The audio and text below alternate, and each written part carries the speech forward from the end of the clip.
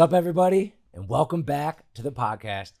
If you've been watching my podcast since day one, I did it at my house, did it at my old building, did it at my new building. I always said from the very beginning, I'm going to do 100 episodes of the podcast. Today is episode 100. So it's an exciting feat because, you know, it's great to start something and set a goal and then get there. And also, I have some exciting news. My guest today, who we're about to announce, Doc May Diet, Brian May, he has his own podcast, 6 episodes in. Everyone go subscribe to it. And we've been using the company resources the same way I get my podcast done. We've been producing his podcast. And this is going to kind of open up the future of building up what I do. I do a podcast and I want to get other people involved, do a podcast and be able to almost create some type of content company, you know? So, you know, I sell t-shirts now and this is the opposite style of business, a content business. So at episode 100, we're talking about taking it to the next level. And the name of the media company is going to be Allow Media. So if you go to allow.media, www.allow.media, you can see the basics. It's very early on. We don't know exactly what we're doing. We're just getting started. But that's exciting announcement for episode 100. B-May, what's going on, dude? Dude, excited to be here. For some reason, I kind of always knew at some capacity we were going to hook up later. I mean, we're good friends at college. I knew at some capacity we're so like-minded. It only made sense for us to go into business together and work together. And it's been a pleasure so far. Yeah, I had no idea. You had no idea? No. I don't know. I got a little gypsy blood in me. I think I can tell the future a little bit. So I knew this was going to happen in some capacity. I'm excited to get going with it. I'm excited where it's going to evolve into. Yeah.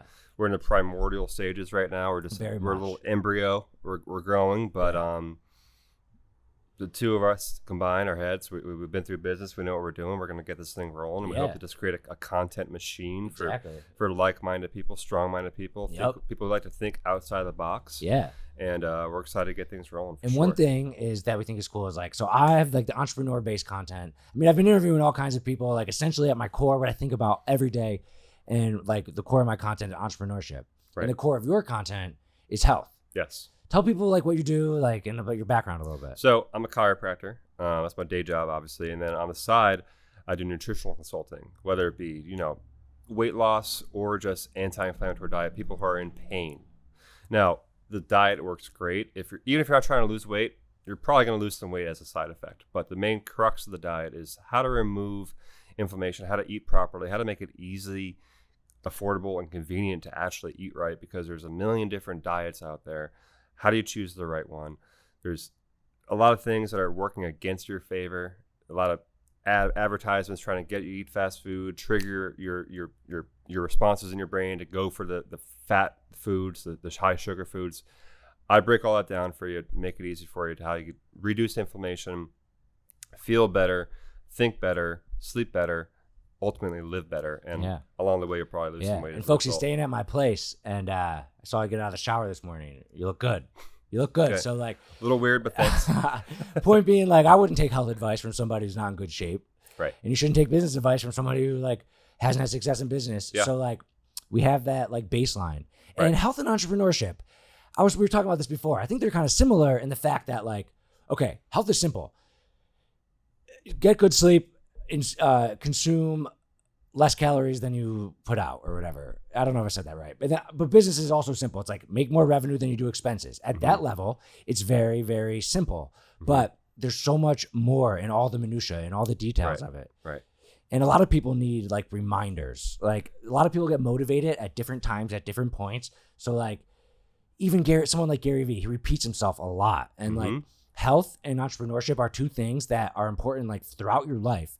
And you constantly will have to reignite your flame, and that's kind of what we're gonna be here for. Right. And just because it's simple, business is simple, doesn't mean it's easy. No. Just because health is simple doesn't mean it's easy. It's very hard. It's very hard. And if it helps you to listen to something or listen to someone who's going through the same stuff or dealt with it in the past, dealing with it in the current, that helps people. I've had most of my education from podcasts and books and like other people's experiences. Me too. And that's very valuable. So that's kind of like what we're trying to provide. We're in the early stages. Allow Media. And here we are.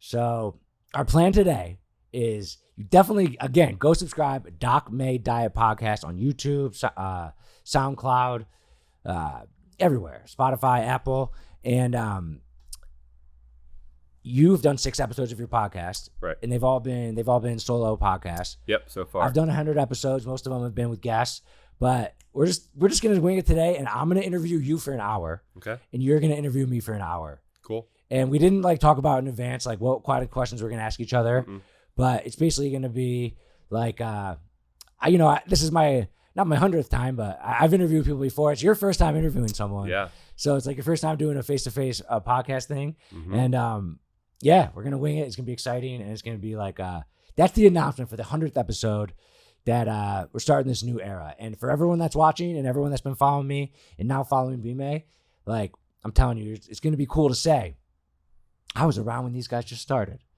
And the other thing is there's a potential spot for you. If you have a niche, if you have something you could talk about, some content you can create that's valuable for people, we're listening. Yeah, and we want to create the resources like the equipment, the cameras, the editing, all the work that goes into it. Like that's what the company's like resources are going to be. We want to bring in talent and just create something awesome. And it's not going to be easy, but it's going to be fun. And like, here we go.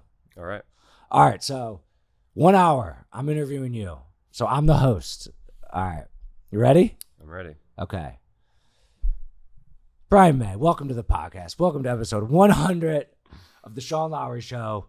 I am going to start off by doing 100 seconds of rapid fire questions. Actually, I started on my episode 90s of my podcast. I was doing a 90-second rapid fire. I did it for 5 episodes, and I was talking to you and with Elliot Hulse. Yeah. And you were like, yo, that's like a bad way to start it. So this is my way of saying, fuck you, I'm doing it to you. All right, so like, these are rapid fire, so like they're not meant to spark conversation, essentially. Cool. All right, so I'm gonna set my timer. 90 seconds. Ready? Go. Who's somebody that you want to punch in the face? Kyrie Irving. Netflix or YouTube? Netflix. Nicki Minaj or Cardi B? Nicki Minaj. Who's your favorite American president of all time?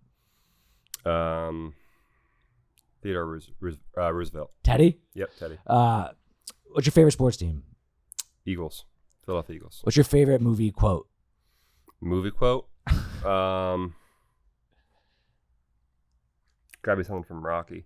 How about just win? Win? So that's like every movie that ever said win? Adrian DeRocky. Okay. I thought you might say when we were warming up, he said the Human Torch was denied a bank loan. What's your favorite book? If I had to pick one book, honestly, I'd probably have to go back to Dale Carnegie, How to Win Friends and Influence Dude, People. timeless book, amazing. Yep. What's your dream car? Dream car. I've always been obsessed with the Viper. Does it drive itself? Or not the Viper. The Viper, Dodge Viper. All right. Who's your favorite comedian? Favorite comedian, Seth Rogen count? I'll give it to you. All right. Fuck, marry, kill. Britney Spears, Katy Perry, or Michelle Wee? Michelle Wee, like golfer? Michelle Wee's that like golfer girl, yeah. Um, that's the last one. Don't really know. I'm killing her. Who are you killing? Michelle. Who are the other two? Britney Spears and Katy Perry. I'll marry Katy Perry and fuck Britney Spears. Okay. All right. You made it through, dude. All right, congratulations. All right. So like, I have a couple like categories. Like, and the first one I want like health. Like that's your area of expertise, and it's such an interesting topic because I think about it all the time. Like obviously, everyone wants to be healthy, right? Like no one's like, I'm against health. Like health is bad. Like of course everyone like wants to be healthy, and everyone's debatable though. Some people say that. Do some people have that opinion? Well, not to get too off topic already, but like all the studies that point to meat eaters having, poor health. Yeah. They're starting to realize that these people who are eating meat against the health recommendations are probably people who are just putting their middle finger up in the air to health recommendations. Right. There's definitely a percentage of the population that whatever the government tells them to do health-wise, they're just going to stick both fingers up in the air and say, screw you. So it's not really the meat that's impacting their health. It's the fact that they're not exercising, they're smoking. I mean, that's incredibly silly to only be unhealthy because the government told you to be healthy. Or whatever their recommendations are. Well, there's a lot of silly people out there. Okay, all right. But aside from those kooks, like, everyone wants to be healthy. Yeah. And everyone understands the basic principles of if you want to lose weight, you burn more calories than you eat in a day. That's like the most simplest form of it, right? Mm-hmm. So like, what would be your like number one health tip? Vague. Number one health. Vaguely. Yeah, vaguely. Eat like the cavemen did. Eat like the cavemen did. Yeah. So that's like no processed foods. So cavemen, they had like, they could kill deer, antelope, cows, whatever. I don't know if there was cows back then. Pick berries, pick fruits. So from the ground or from the earth. Right. If So it's not like, alive, yeah. you can't eat it. So what about like rice, or what about like mashed potatoes? See, every food has its place. Okay. Potato Mashed potatoes. comes from the ground. Okay. What about the butter and the salt? That all comes from natural ingredients. Right. Right. But like, are mashed potatoes with butter and salt like healthy? See, we can't say one food is bad, one food is good, unless it's trans fats. Those foods are bad. What are those? Those are trans fats. Means there's the different hydrogen bonds. They're Like, what's an example of food that margarine. margarine, not from the earth, Right.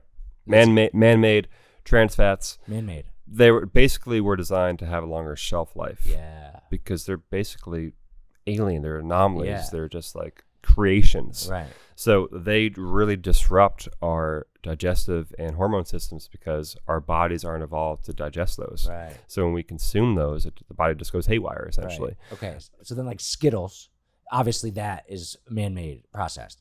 Yeah. Like candy, right? Right. But then what about like bread? Is bread man-made?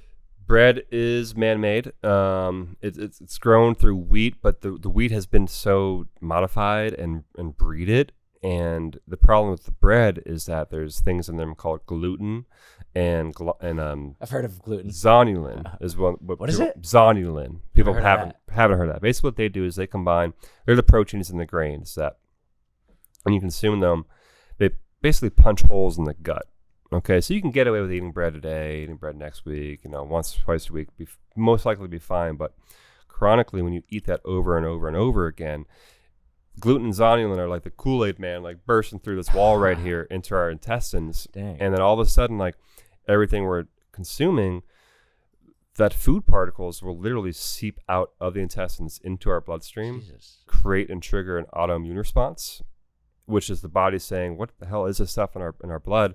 We got to get it out of it. So it creates inflammation, because inflammation is good in the short term because it gets rid of pathogens. It's the body's response. Exactly. It's a natural adaptation. That's so cool that the body does that, by the way. The body's really smart. Yeah.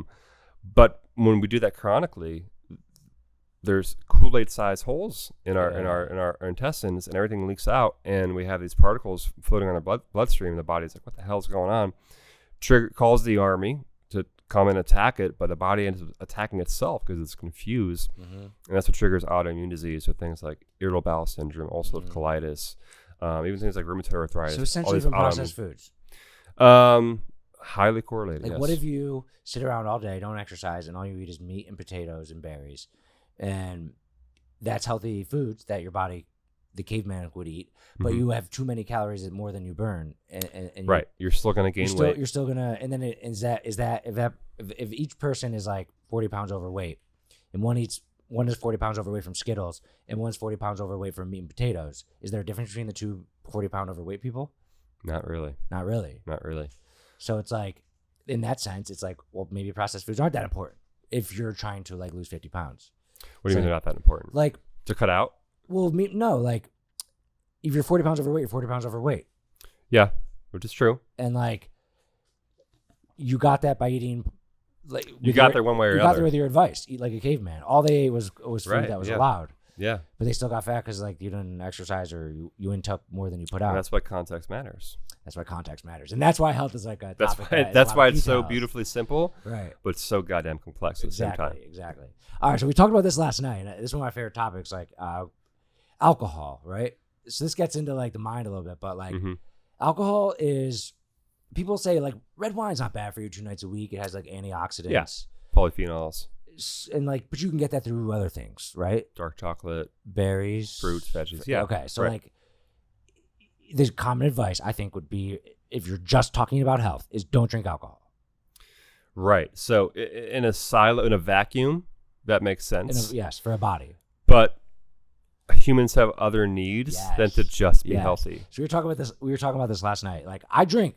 Like I'm a very healthy person. I go to the gym all the time. I think I have a healthy mind. I do well, but like I do drink. Like I love drinking. Right. And but why do you love it? One thing so this is where we got last night. One thing I love is I'm a go guy. My mind's always going.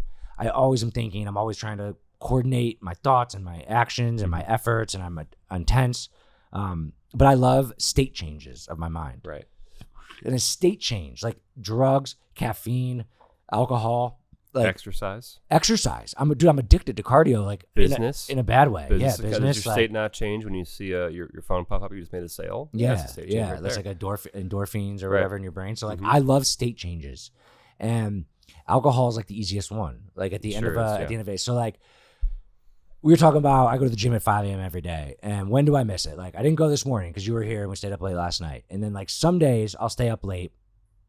Maybe I was up by myself on Twitter, out on my porch, like, drinking wine. And I got a little too drunk. I stayed up a little too late. And, like, that is bad for like, on paper, right? But, like, what if I had $1 million idea that night? Exactly. Or what if I made a connection that was valuable? Some things aren't quantifiable. It's not quantifiable. So, like, I love state changes, and alcohol is like an easy state change. And like, it's healthy in that sense. It's not healthy for my body, but I think it's healthy. I think it's healthy for my mind. And like, but of course, if you're an alcoholic and all you do is drink and you don't do shit with your life, you should probably eliminate the alcohol. Yeah.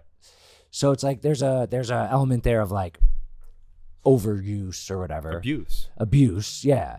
You can abuse anything. You could abuse exercise too. And I think I define like abuse or like a problem by like, you can't function in what you need to do in your daily life because you're doing this. Yeah. And I don't ever have that issue at all. Right. I could drink at my desk. Like, I can do the things I got, like, but so that brings into one of my favorite things about health is just like your mind and your body being connected, right? I love like the mind-body connection. It's important. They're both important. You need a nice body, you need a nice mind. But like, there's people that like have been like overweight and smoked cigarettes and lived longer. Now is long life the most important like thing that you want to get out of something? I don't know. Maybe it's more about the value in the years that you're alive. But if we use longevity as like an example for like success, right? Like you lived to 150, you did something right throughout your life. I saw this one old lady on Twitter or something. She was drinking a Dr. Pepper and a cigarette like every day. And she's like, my doctor told me not to drink soda and smoke cigarettes, but my doctor's dead now and I'm still alive. Like that attitude. That alone can save you. So like, how important is mental health, or I don't like the phrase mental health because that gets into like other categories. Right. How important is brain strength in health? I guess physical health or health, like. So it all comes down to stress, and there's good stress and there's bad stress. Stress. Right. Stress. I know it's probably stress kills, one of the most used terms. Okay, so but like, it's what is like real. the definition of stress that is like non-debatable in any form? An event that your brain perceives as a threat and will increase norepinephrine, adrenaline, there's actual stress response identifiable in the body. Okay. So obviously the same situation could happen to multiple different people, and not everyone's body will respond the same way. Correct. But the definition of stress is those norepinephrines or whatever, like raising your body. So that is what stress is. Stress is that state. So like that is bad. There's good stress and there's bad stress. Because we need stress. Your body needs exercise. Exercise is a stress to the body. The body needs it so it can get stronger. But I think we're talking about stress in that state as like, you're basically bad. asking why can some people live longer than others and do bad things for them, as opposed to people who like follow every health advice and die early. Yes. It all comes down, like I said, to stress. The people who are probably worried about doing everything they can to live longer are probably, guess what, stressed out about whether they're doing everything they can to live longer. The people who aren't doing that have less stress or are managing and coping with stress better and are therefore having more longevity. Stress will bring out any pathogen, any pathology we have underlying, any disease, any autoimmune disease won't be manifested in less there's stress involved. And your like perception of stress depends on like the way your brain processes what's happening around you. Yeah, Like, and that's determined on so many factors: right. your upbringing, your Right. current environment, What- your what past history. what information you've given yourself for your brain and you've practiced on. Mhm. Like, I've said this many times on my podcast. I think my superpower, I think my greatest strength as a person is my ability to not worry, especially on things that I can't control. Right. And I think worrying is like a killer. And as a business person, I think worrying is ineffective unless you can control it. I'll worry about something all the time if it's something I can control. But then the worry turns to action. So the worry is not the problem. So you can clone yourself, give them the same body, eat the same way you eat right now. But if you change the clone's mind and bring somebody else's mind into them who doesn't handle this stuff as well, they would probably do this exact same thing as you do on a day-to-day basis, but they could be 300 pounds overweight and have heart disease. Right. Because of the stress. Right. Because they wouldn't So be able to handle the important. stress that you handle. So on a like daily a basis. great piece of health advice is learn how to handle stress. But that's not about food or exercise. That's about reading books, practicing your mind, meditating, whatever it is. Like I feel like I've developed my mental strength by like in high school I said I wanted to be a millionaire and I didn't know what the fuck that meant. And then I was like, I learned as I got a little older, I was like, oh, a lot of millionaires like start businesses. I was like, what's involved in starting a business? And I learned like, oh, if you want to have a successful business, you have to deal with like problems and like do the work that other people don't want to do. It's going to be hard. It's 90% chance it's going to fail. So like you have to set your mind. So the next step was like, okay, if you set your mind for like accepting like failure and accepting like things that go wrong. And when things go wrong, don't give up easily. And like, so I like from being an asshole high school kid who said I wanted to be a millionaire, I followed those steps as I got older. And like, I naturally like learned that like, to train my brain to a state where like I don't worry and I process like information right. And I think that is something that anyone can learn. And it takes practice, like fear. People fear. Fear is a real human emotion. And like, I always say like, you have to practice overcoming fear. How do you practice it? Well, you have to be in a fearful state. Say you see a spider and your natural reaction is to be scared of a spider. You practice by seeing a spider, feeling the fear, and then being like, okay, it's a fucking spider. I can stomp on it. And that's like a rep. You're 1,000 times the size of it. And then like that's one rep. And then you get a little stronger. Then the next time you have to, if you're trying, you're going to put yourself in situations where you feel that emotion. Then you can practice acknowledging that and then getting over it. Right. Like it's a rep. And like I've done that so much like since I started learning about this at a young age that like that's why I don't think I do. I have a lot of stuff to worry about. I run a business. Like I have a lot of things going on, but like if I can't control it directly, I don't worry about it. And I think that will make me live long. I agree. And I could be wrong. Maybe I have too much testosterone. Maybe I have too much energy. Maybe I'll live like a very impactful, smaller life. But like maybe I drink too much. I don't know. But the mind is a big part of health. Huge part. Probably bigger than diet itself. Bigger than diet itself. I would agree. Yeah, I would say that. Now, obviously, if you have a mindset that I'm talking about that's strong and you eat healthy, that's going to help you because then you'll have like the physical health. Right. You're at least putting yourself in the best position possible. Right. Putting yourself in the best position possible. Like I was talking about this guy about anxiety on my podcast, and he said like one of the factors when it breaks it down is like, how much are you your best self? That's like it plays into it. Like how much are you your best self? And if you're trying to deal with problems and you're not your best self, that's like a bad start. And like being in good shape physically is like, it's part of it. It helps. It helps you be like your best self, and it helps you give you confidence. But I know people who have perfect diets and exercise and work out, and because they just can't handle the stress in their lives, they can't get their health back, which is sad. Yeah. So that's why, in my program, like stress reduction and stress management is a big part of it. Right. In addition to the basic foundational principles of eating well and moving right. I think that's so interesting. Other thought I had on health is like, so you're a chiropractor. Like that's like your core. Like, do you ever hear like Joe Rogan's ripping on chiropractic? Yeah. Like, I kind of forget like exactly what the criticism was. I don't know a lot about it, but like, I look at Joe Rogan as like a source of like, I think he's smart. Like I kind of like, if I had to default, I would trust over not trust. Right. Like break all that down for me, all that. Well, it's interesting. I don't know exactly what he said, but anytime I hear somebody, he said it's like not a real like science or something like that. Sure. I mean, anybody that is going to say that, immediately I'm going to think, okay, there's plenty of bad chiropractors out there. Plenty. Maybe you just had a bad experience with one. Maybe one tried to sell him on something that he really couldn't deliver on, which is common in chiropractic as well. But the weird thing is that in his world, Joe Rogan's world, MMA, chiropractors are all over the place in there.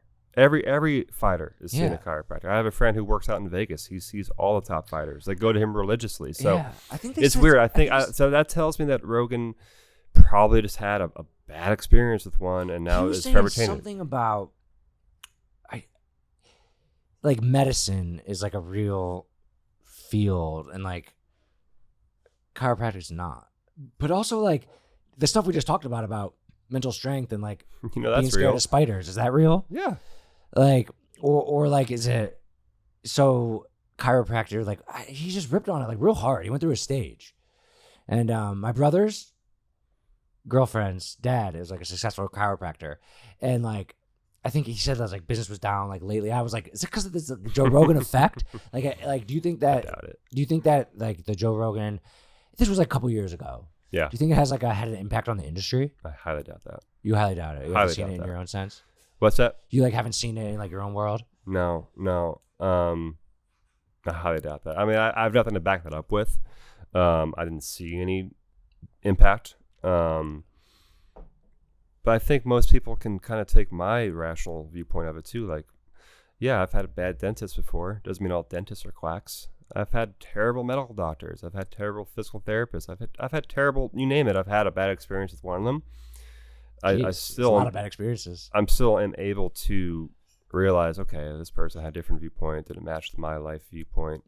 I'm sure there's somebody out there who, I can get on the same page with. Chiropractor is like, it's like realigning your what? It's taking stress off the nervous system. Taking stress off the nervous system. And the nervous system that's like down the middle of your body, right? Yep. Well, it's everywhere. It's everywhere. If you were to cut out every single system of the body, cardiovascular, muscular, skeletal, and you just have the nervous system, you would still see the outline of a human being. Oh, that's crazy. Because nerves go all the way. Yeah, that's crazy. There's nerves everywhere. It innervates us. It's basically the supercomputer. The brain is a supercomputer, and then the spinal cord is the wires that leads out. Okay. So maybe that's like where his rip was, is that it's not scientific, but like, yeah, you can't, like 1 + 1 doesn't equal 2. There's like a little more to it. Like, so maybe he had a chiropractor say that, okay, by adjusting your spine, I can improve your digestion.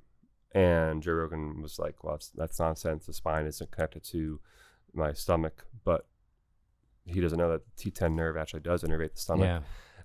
Perhaps that's it. Perhaps, he just had like a one-time experience where chiropractic it's not a one-time experience. You need to actually reset the nervous system because the nervous system has memory. What's even more ingrained than muscle memory is the nervous system memory. Yeah. So that takes a while to retrain. So there's a lot of, I would like to dive in. I would like to actually, I know a lot of colleagues who actually, they did release like response podcasts. Yeah, Joe Rogan said there was like a lot of responses to it. Right. Like, people were pissed. So. Right. And he, that they probably had good valid points, but he said what he said. He's a big time public figure and he's moving on. Okay. But, I don't worry about it because like I didn't notice any drop in business. Yeah. Fair enough. So it's just another guy. I like Joe Rogan. I listen to his podcast, but if he doesn't like chiropractic, that's fine. Fair We enough. can still be friends. How do you eat? Like, what do you eat every day? Try to get high protein. Like, do you eat breakfast? Like What this is- morning, what is- this morning what you were is- like, I need a snack in the morning. Well, today was different. Okay, Normally, we were up late last night. Right. We were drinking. You're like on vacation. Yeah, different mindset. Normally, everybody eats breakfast. I don't. You break your fast at some point, don't you? Okay. All right. Nice. Like, So that's- you're breaking your fast, whether it's like at 5 p.m. or- Right. It's Okay. still breakfast. So what I'm doing right now, I'm in a fat loss stage. So I'm doing intermittent fasting throughout the week. And How many hours? So typically my eating window is from like 8:30 to like 3:30. Okay. So 8:30 a.m. to like 3:30 p.m. Okay. So you don't eat dinner? No. And I actually Yeah, I'd rather skip breakfast than dinner. Well, I like that approach better because I like to avoid having meals before bed. That way you could actually fully digest. Because when you try to go to sleep right after you eat, your digestion slows down. I like to include alcohol in my meals, so it's better not at breakfast. Hey, yeah. Well, you can drink at breakfast too. I mean, that is might throw my day off a little bit. Yeah. Try to eat my body weight in protein in terms of grams per day. Okay, so like I don't know how much you weigh. 230. 230. Yeah. I just guessed. That's pretty close. Yeah, pretty close. So you have to eat 230 grams of protein. Mm-hmm. That's right. Okay. No, I wouldn't recommend that for somebody who isn't weight training like I am. Okay. You know, if a 230-pound individual trying to lose weight who's not weight training, as long as they're getting around 170 grams of protein, you're good enough. Okay. Carbs and protein or carbs and fat, you know, they could switch, you know, as long as calories are the same. People like to, you know, go on about how the keto diet is like a miracle. I think it is does have some utility for certain conditions. Like in kids, it's really good for kids with seizures, things like that. That's random. But the studies over and over again show that the two most important factors are protein and calories. And then fats and carbs, you can kind of oscillate back and forth. Carbs have a little more muscle building capacity than fats do, but fats are also really important for hormones, things like that. All right. So for more on health, you got to subscribe to the fucking Doc Made Diet, dude. He knows what he's talking about. I picked up some of that. All right, so I'm changing like the subject. All right, okay. So like a lot of media and stuff, like obviously like I'm like the main character in like starting this. Like, what do you think is my worst character trait? Your worst character trait? Let me think. You're just perfect. No, definitely. You're definitely messed up, man. You got a lot of issues. I have like 100 issues running through my head right now. I'm trying to pick like, one. Which one? Fire them out. I don't know. Maybe. I love this. You're gonna go. It's gonna go back to what you're gonna hate this. Okay. You're gonna hate this. All right. Because I know you hate it. All right. You went on social media rants about it. Okay. But I think sometimes maybe your optimism is blinding. This fucking guy. All right. So which positive. is like I can't even like. That's a good thing, but I'm just annoying people who can't keep up with me.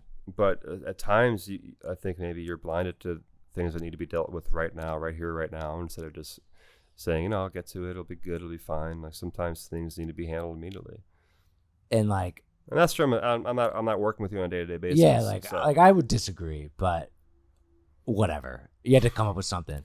Yes, I am very positive and optimistic, and but like I had this shitty Facebook thing happening for 24 days, right? And I was saying every day, like, this sucks, like.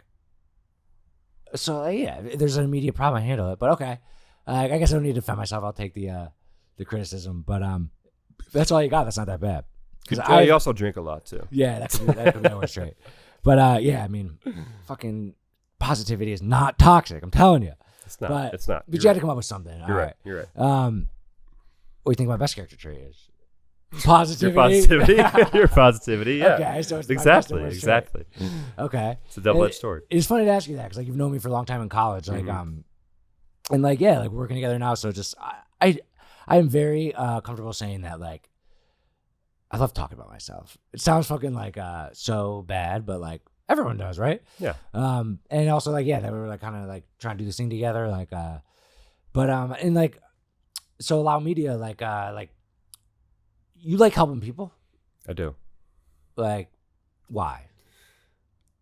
Well, since you're talking about how you like talking about yourself, yeah, I'll start off with I think what you're trying to dig at here. Okay. Is obviously I like helping people first and foremost because I just feel a calling to do it. I like seeing people succeed, but there has to be an ego component to it too. Yeah, it's like yeah, I helped everyone. I'm a good guy. Right. I'm not gonna lie. There has to be a bit of a God complex to it. Yeah, that's probably a little extreme, but yeah, a little extreme. I think any doctor, anybody who's in this position, you know, they have to get something more than just. I think there was like episode of Friends about this. It's like it's impossible to do a nice thing for someone else and not feel good about it. Like you can't do a selfless act. You can't do a selfless act. Well, yeah, I see what you're saying, but even if I volunteer for like Habitat for Humanity or something, I help build a shelter, like. You feel good? I get like a freaking t-shirt out of it. Who cares? No, but you feel good. I feel great. Dude, like, is Gandhi an egomaniac? Probably. Yeah. It's a good question that nobody really talks about. Gandhi's a fucking egomaniac. You might be right. Like, we talk about him in history books all these years later. Mm-hmm. Mother Teresa, egomaniac. Dude, complete narcissist. Like, in a way, like, in their own form. You could make an argument that Mother Teresa is a narcissist. You're right. And that's why people say the word narcissism is bad, but like, I don't know. I don't think Or so. different, maybe just different forms of it. Yeah. Like I always like, even like treating employees well. It's like, well, I just want to treat you well so that you like respect the company and do work harder for me. Like Again, eventually it all leads back to you, right? exactly. So I guess, I don't know what the philosopher was who proposed the idea that every act is an act of self-preservation. And that could be the truth. Absolutely. And then if you have a family, like you have to preserve yourself or else you can't take care of your family. So like Right. So family becomes an extension of the self. Exactly. But it sounds better. Yeah, it does. You know? It sounds more selfless. It sounds more selfless, makes you feel better. Mm-hmm. Like, yeah. You know, I feel like if someone's not paying close attention to me, they could be like a criticism is like everyone's an egomaniac, but it's about how you portray it. And yes, helping people is good. I don't give a fuck what people say. Like it's yeah, I feel good, but also I'm still putting good out in the world. Also, they do too. Yeah. Right. Like, you know, I love my employees. Like I provide them like lives. Like they have kids and it makes me feel good. Mm-hmm. Like, but also it's good for them too. Yeah. Like because or else they wouldn't be here. It's a free market. You can work somewhere else. Yeah. Like, So it's interesting. It's like can we all act in just self-preservation and have a successful world? Well, we might be already. That's basically what capitalism is. Or do we need to have what's a truly selfless act? There isn't one. Because Can we think of one? Anything you can say at the end, you say, I felt good because of it. So it's impossible. There's literally an episode of Friends about this. Phoebe was trying to do something selfless and she couldn't do it because every time she did it, there was like a homeless person who was sleeping and she brought him food and she walked away and she's like, I felt good. Yeah. And she was like, damn it. Like, I didn't do it because I feel good. Yeah, like even like donating to charity anonymously. That's like that's probably the most extreme example but you I can feel think good. of. But there's got to be something in there for that person too, right? Like, and you feel good. And like, that's pretty, okay. Donating to charity. But that's not wrong. Donating to charity anonymously is pretty selfless. Definitely. Like writing a $5 million check to some charity, not putting your name on it, like not getting any recognition. That's about as selfless as it gets. There's actually an episode of Curb Your Enthusiasm about this where like the one guy donates anonymously and it's like the anonymous wing. And then there's the other wing where it's like the Larry David wing. And then it's like, what the hell, man? You make me look bad. And he's like, it's supposed to be anonymous, but like a few people know. Right. He's like, oh yeah, well, you said it was anonymous, but like we know, I know, she knows, he knows. No, that's exactly so it's like, it makes you look like, so we all, now these four people think you're like incredible. And that's selfish. No, so it's like, was it Ted Danson? Ted Danson, yeah. He don't. It was like the unveiling of the library or whatever it was, museum. Right, yeah. There was the anonymous wing and the Larry David wing, and like Larry like looked so bad because the other guy was anonymous. Right. And like they both donated money to a museum. Yeah. Like that's a nice thing. Like yeah. And of course you're nitpicking by saying like well you felt good so it wasn't selfless like, but I just always think it's an interesting conversation about that because if you accept that and understand what I'm saying, then like you don't feel shame about being selfish. Right. And like I've said this many times on my podcast, who is the most charitable person in the history of the world? It's Bill Gates. Bill Gates has done more for the world with charity dollars than anyone else. That's like a fact, like on paper. And there was a time in the 80s that he was the most selfish billionaire, scum capitalist, evil corporate monster with Microsoft. He was taking down all the little companies. Like he built a fucking monumental, giant capitalist evil organization. Right. That didn't care about people. It just cared about profits. That was him at some point. But now he's the most charitable person in the world. And how was he able to do that? By having all that money. Right. So like, and maybe there's a lot of people who I justify some selfishness and like a want and desire for money to be like, maybe someday I trust myself that I will be charitable. But like, what if I just said that and then I wasn't?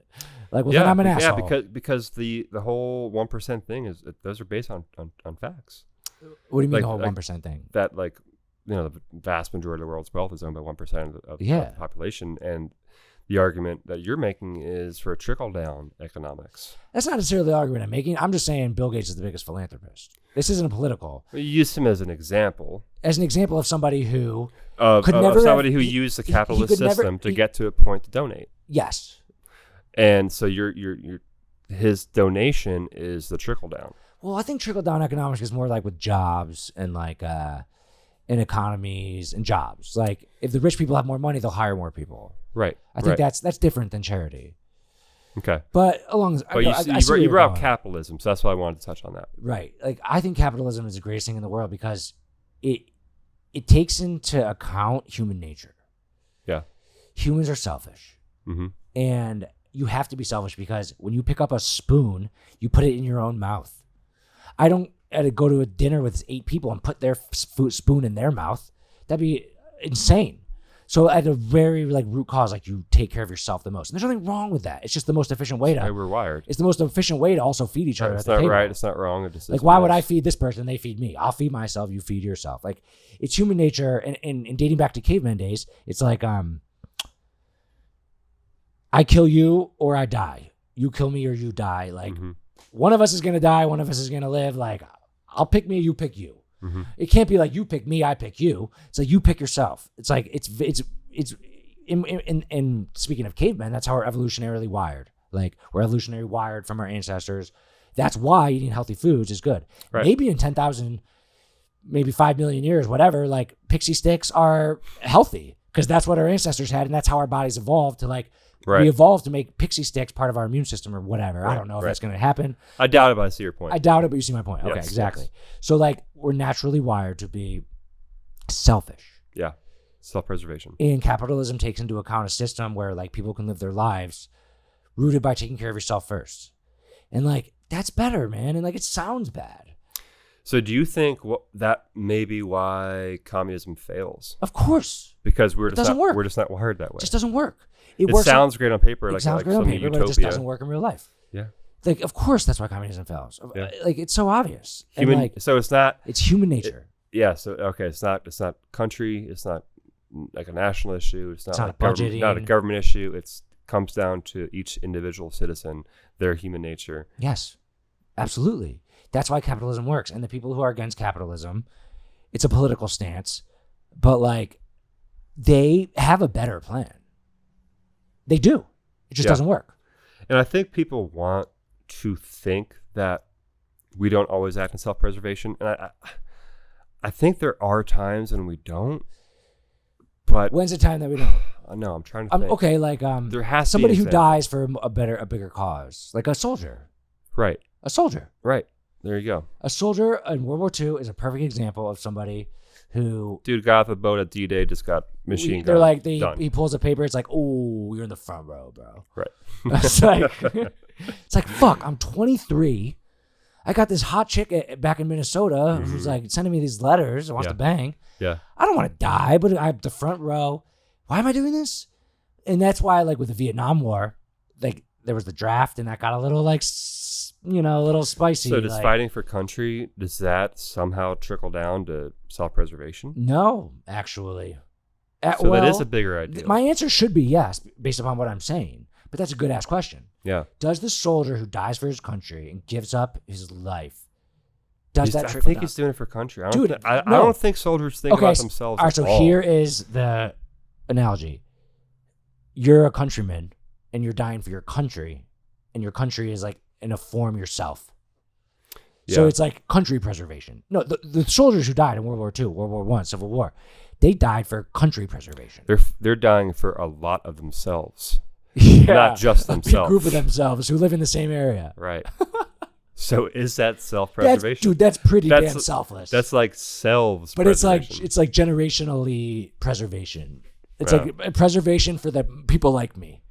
And right. God damn it, I think they win the game of doing something selfless. Yeah. But we're still figuring out a way to make them selfish. I'm not trying to. I'm just asking the question. Right. The evolutionarily wired concept of it. Exactly. Why do tribes fight? For resources. For their way of life. And they might not fight for that. If there's enough space for two tribes to not interact with each other, then they don't need to fight over way of life. Yeah, but tribal conflict is inevitable. Well, conflict comes down to space and resources. Right. So that's when you have to fight. And then how do you fire your people up? Our way of life. And it's probably some good ideas in there. And and that's tribe preservation, which is the same as country preservation, which is definitely a selfless level above self-preservation. So is that the only example we can come up with then? Dude, I mean, that's the best one, I think. Because I already thought about this, and I know it's hard to come up with because the answer to everything is you feel good because you did something nice, but you don't feel good if you're dead. No. So like that's the best one. A soldier who died in the front line on D-Day. Or any soldier, any place, anytime. Yeah. Yeah. I'm just imagining D-Day and the guy in the front row, like, yeah. damn it. This is the easiest visual. It's like 40 to yards conjure. away. It's like 30 yards away. God damn it. Like, all right, I have it like a shield, like, but like, oh man. Yeah. Dude, yeah, I don't imagine know. that. Would you die for your country? I don't know, man. I never felt a, at times I did feel a pull to like join the military, do something like that. Because I think there's a high from it for sure. Fuck yeah. There's a high of becoming a part of something bigger than yourself. So maybe that's I would die for my country. Maybe that's the selfish aspect of it. I would die for my country, but it would be the last straw. Like, yeah. Like our country's in a conflict. Like I fucking love this country. I love my country. And it's one of the reasons I love this country is just because like, yeah, it's where I'm from. Right. Like I love everything about, like, I love the college I went to. I love like I'm a person who loves stuff. Mm-hmm. I love things. I love everything. I love the sky. I love the moon. I love the rain. Like I'm a fucking lover hippie boy. So like my country, yeah, I love my country. And also that's emotional, but also logically this country's pretty damn good. Yeah. So like for many reasons I love the country. So like would I die for the country? Yes. If it came down to it, yeah. If it came down to it. Right. Like you said, that's gonna be my last. But before that, I'm gonna be thinking like, what can I do to help the country before I have to die? Right.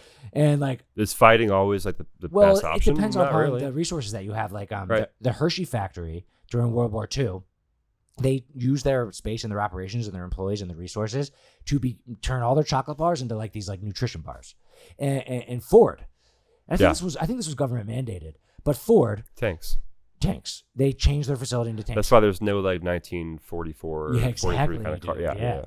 And even more recently, I think there was some government mandating, but like some companies changed their factories into like mask making things, and like that to a lesser extent. But like the pillow guy. yeah. My pillow guy. He's a little kooky, but so I would like first be like, can I help like that? Yeah. And then I would be like, can I help as like a general? I was like, I don't know, if you have a pool of like random 100 dudes in their 30s who are healthy, like I think I could like be one of those guys who like is the leader of those guys rather than like the guy dying on the front. I think I could serve a better purpose. So maybe I'm just being selfish here and trying not to die. But like, I mean, you can't help if you're dead. If there was like a key to the winning the war, like the only way was like my specific height and weight, and like I was the only one who fit into that key. Yeah. Like, yes, I'm going into that. Yeah. You know? I agreed. So like, you would die for your country, the same opinion as me. Yeah, but I'm not trying to. Yeah, I'm not trying to. And like, it's less necessary now. Yeah. It's definitely like less necessary now. How do we even start this conversation? I think you asked me about health, being a chiropractor. No, because I went to like, what do you like about me and what don't you like about me or whatever. My best character trait and my worst character trait. I'm not sure because immediately I knew what you were getting at. So I went into like the what do I get out of helping people. You said you like helping people. I said yes. Right. And that got to like what we're trying to do with the content. Like, do we want to get so many eyeballs that like we make revenue dollars, which helps us do better things for us? Yeah. Yeah. But like why does Steve Jobs create the iPhone? Like, well, one, it made him a shitload of money. He was a billionaire from like 33 on for this whole life. Was that part of it? Yeah, it's great to have money. But like also like Steve Jobs is known as like an asshole. That's kind of like his legacy in a way. It is. Like he's kind of an asshole. Kind of like, you know who else I feel bad for? Their legacy is like Bill Clinton's legacy is always going to be the blowjob. Yeah. Like he was a pretty good president, man. And like that's always going to be his legacy. And he also did lie. Yeah, the line, the whole situation, right? Yeah. Bad. But like that shouldn't define him, but it will. Steve Jobs, we'll see. Like as a person, his legacy is like that he was an asshole. It's complicated, right? But why did he do all that? Why did he create Apple?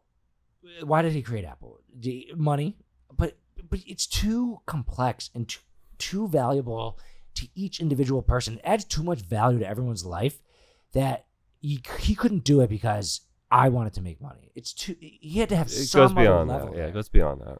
So like, what was it? I think he had an idea that he thought could bring value to the world. Yeah. And he fought. But like, what if he could have brought there. that value to the world? Why does fucking Apple change the charger for no fucking reason? So just so you have to buy a new one. That's monetary. Yeah. That's money. Right. Like that's his company. Like he's been dead for quite some time now. They could do that. Okay, like, but making money is an element of it. It's an important element. And they can justify. Another element of it, though, is being different and setting aside, like making themselves look different. There's no reason to change the Apple charger to except increase for to make more money. You're a fucking gets asshole. people talking about it, doesn't it? No, they're fucking assholes. You have one charger that charges all the devices, and then everyone has it. Everyone gets the upgrades, and then everyone has a charger. But now you have to buy a new charger. There's no utility difference to it. I don't know enough to say that. If they were like 50% more charge or better fitting for your car, like I think one of Apple's greatest inventions, besides for the iPhone, I think Apple's second greatest invention, besides for the iPhone, is the AirPods. I think the AirPods are fucking incredible. That's something that will happily a lot of value. A new charger with a new shape doesn't add any value to the consumer. Okay, they did it just to make money. What about credit cards? Why can't we just swipe anymore? Why do we have to get that chip? That seemed like a pointless change. No, there's something there. There was utility to that. Are you sure? Security. Are you sure there's no utility at all to changing the charger? 100% sure. Okay, well, I believe you. I don't know. I'm 100% sure. Okay. I'm like 95% sure. Just think about it though. See, you're blind. Like, yeah. Like, no, there's no utility. It wasn't longer. It wasn't shorter. It didn't. Same thing. It just was. We can do this because there is utility to the iPhone 4 to the iPhone 5. The 5, like, and now you guys love these things. You guys love your iPads. You love your computers. You love all the shit that you charge. You need the charger. You just need the charger. So you're gonna get it. Let's double our revenue by everyone has to buy a new one. That's the, and like, they didn't have a commercial about their new charger. True. They had a commercial about the AirPods. True. It wasn't like Tim Cook goes up there and it pronounces the new charger. Like, no, it was just like, Here it is. Yeah. So, okay. So let's get back to the point about selfishness. Like, I feel like I'm trying to find a way to justify being selfish. And I feel like, I think you already did. And that's basically like, so the our media company, like the podcast, like my podcast hasn't been a huge success. It haven't made any money, but like you want people to listen, and there's two forms of value that you provide to them. It's either informational or entertainment, and like you try to be a combination. You pick your one. I would say your podcast is more informational than mine in a way, but I can go on different spurts or whatever. And then there's strategy involved, but like I do care about the experience of the listener. Like right now, I do. I think we're providing value, or am I just talking to my friend? I don't know. Maybe I'm going in circles, but I feel like there's something deep and interesting about this whole thing. So let's go back to your selfishness point. You're trying to validate your selfishness. Yes, and I'm saying that out loud, like right. And I'm kind of saying like that's how the whole evolutionary spectrum of human beings and society is built on, and I'm just the one saying it.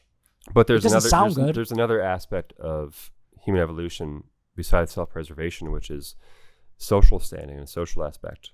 And we like to try and hide everything that's ugly. We like to try and present a good front so we have a good standing within the tribe. So if we're seen as too selfish, we're ostracized and we're kicked out. Exactly. Okay. Yes. So there's something inherently within us that people are going to hear you say, I'm super selfish, and be turned off. And that's like what I am acknowledging when I say it. Right.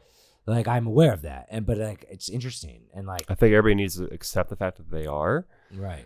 But it's still not going to change the fact that we as humans are going to try to hide that for social reasons. Sure, but it also doesn't change the fact that in order for me to have 17 employees and listeners to the podcast, I need to provide them value. Right. And that's selfishly rooted, but it's still value providing to others. It is. Yeah. And that helps them. And yes, there's some level of selfishness because you feel good or whatever, but like you're still helping someone else. Like I don't care what you say. It's an exchange of goods. Yes, an exchange of goods. And like it's a very valuable exchange of goods. It's the root of the economy. It's the root of a capitalist society or any society. And like it's cool. Like I like it. It's interesting. It's fun. And like I need to provide value to the listeners. I need to provide value to my employees. I need to provide value to my customers for my business. And that is what I focus on every day. How do I make these customers' lives better, employees' lives better, listeners' lives better? And if everybody stopped asking that question, the world would stop. Yeah. And that's why I say, what is the motivation for me doing it? What is the motivation for Steve Jobs starting Apple? It's not to be a good person, and maybe it is selfish, but if you want to succeed, you have to provide value to others. And that's a beautiful fucking thing. In and of itself. In and of itself. It's why we evolved from fucking cells to humans, because it's awesome. And that's why like life is worth living. That's why I love the sun and the moon and the stars, because it's cool. Right. You go down to the root of life. It's like amazing thing that we're so fucking lucky to live in. You're right, man. I'm so lucky to be alive. I could be a fucking door or a picture of Ray Charles or a fucking stupid ass trophy that says world's best papa. For 99 episodes, this has been turned around like this. World's best papa. Like, I'm not even a fucking papa.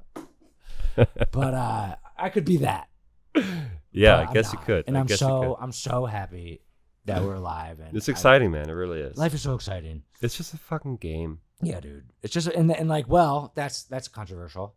I think it is. It's a game. It's a game. I love gamifying things more than anything in the world. Like, it's what keeps me going. How can I increase my health rating? How can I increase my feeling of selflessness? How could I increase my social standing? Over in my office, you were kicking the soccer ball, and what did I say? I was like, yo, I have this game. You didn't really give a fuck. You're like, all right, dude, I don't really give a fuck about your game. But I have a game where like I have to kick it off the ground, it has to hit the wall, and like I kick the soccer ball to like de-stress and just like clear my mind. Right. But also I'm counting, and that's the like. This is more specific thing. I love gamifying everything I do. I feel worthlessness in doing activities that aren't gamified. And that isn't something that I advise for everyone. That isn't human nature. That's just me. So that could be negative. Because, that could be negative, probably. Because you could look at it and say you're always trying to win. Yeah, well, yeah.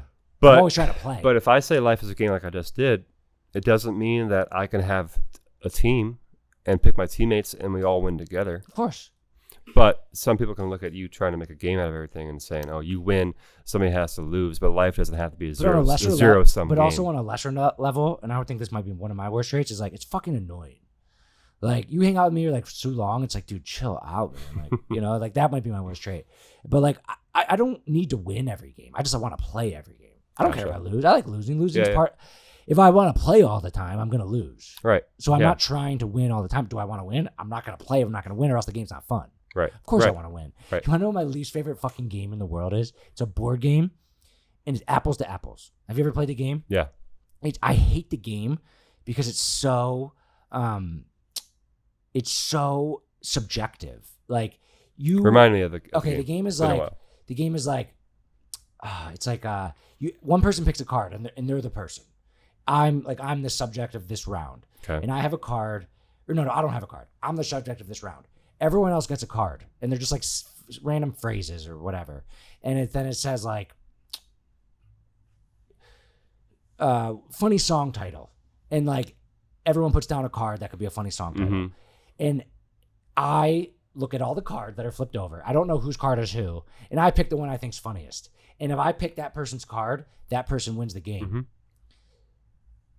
Like, you hate that. I hate that because like, none of these are song titles. Like, okay, this person might know me a little more and know that I like this thing, so they put that card down. But like, there's no skill or strategy. It's a social game. It's a social game, and there's many social games that at least fake having strategy, like King's Cup. Like, you pick a card, it says like bust a rhyme. Right. And you bust a rhyme. There's some and, like, skill involved with it's that. fun. Right. And right. like, it's skill, or like around the world, like, you don't want to be the last one. That's at least some type of skill. Like, this game is so arbitrary. And well, like, that's a good lesson though, because I hate that game. Because life isn't just totally objective either. Yeah. There's a lot of subjectivity to it as well. Sure. You're right. Right. So I think there's value in that. But like, we're sitting around with people to play a game, and so like, you're having fun. I think that my flaw lies in here somewhere.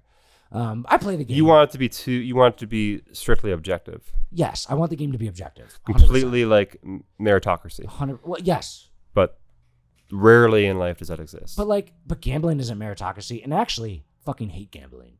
Gambling is no. There's not a lot of meritocracy in fucking craps or fucking. Right, you're saying there's none. There's okay, none. I thought you said there's a lot. I was going to say you could be the best poker player in the No. world. I could be the worst. No, I could beat you right poker has a little bit of meritocracy. more than any other form Maybe of like gambling. 33%. Right, more than any other form. But every other form of gambling has no meritocracy. That's why I hate it. Right. Like, people think I might like gambling, and I went through a stage.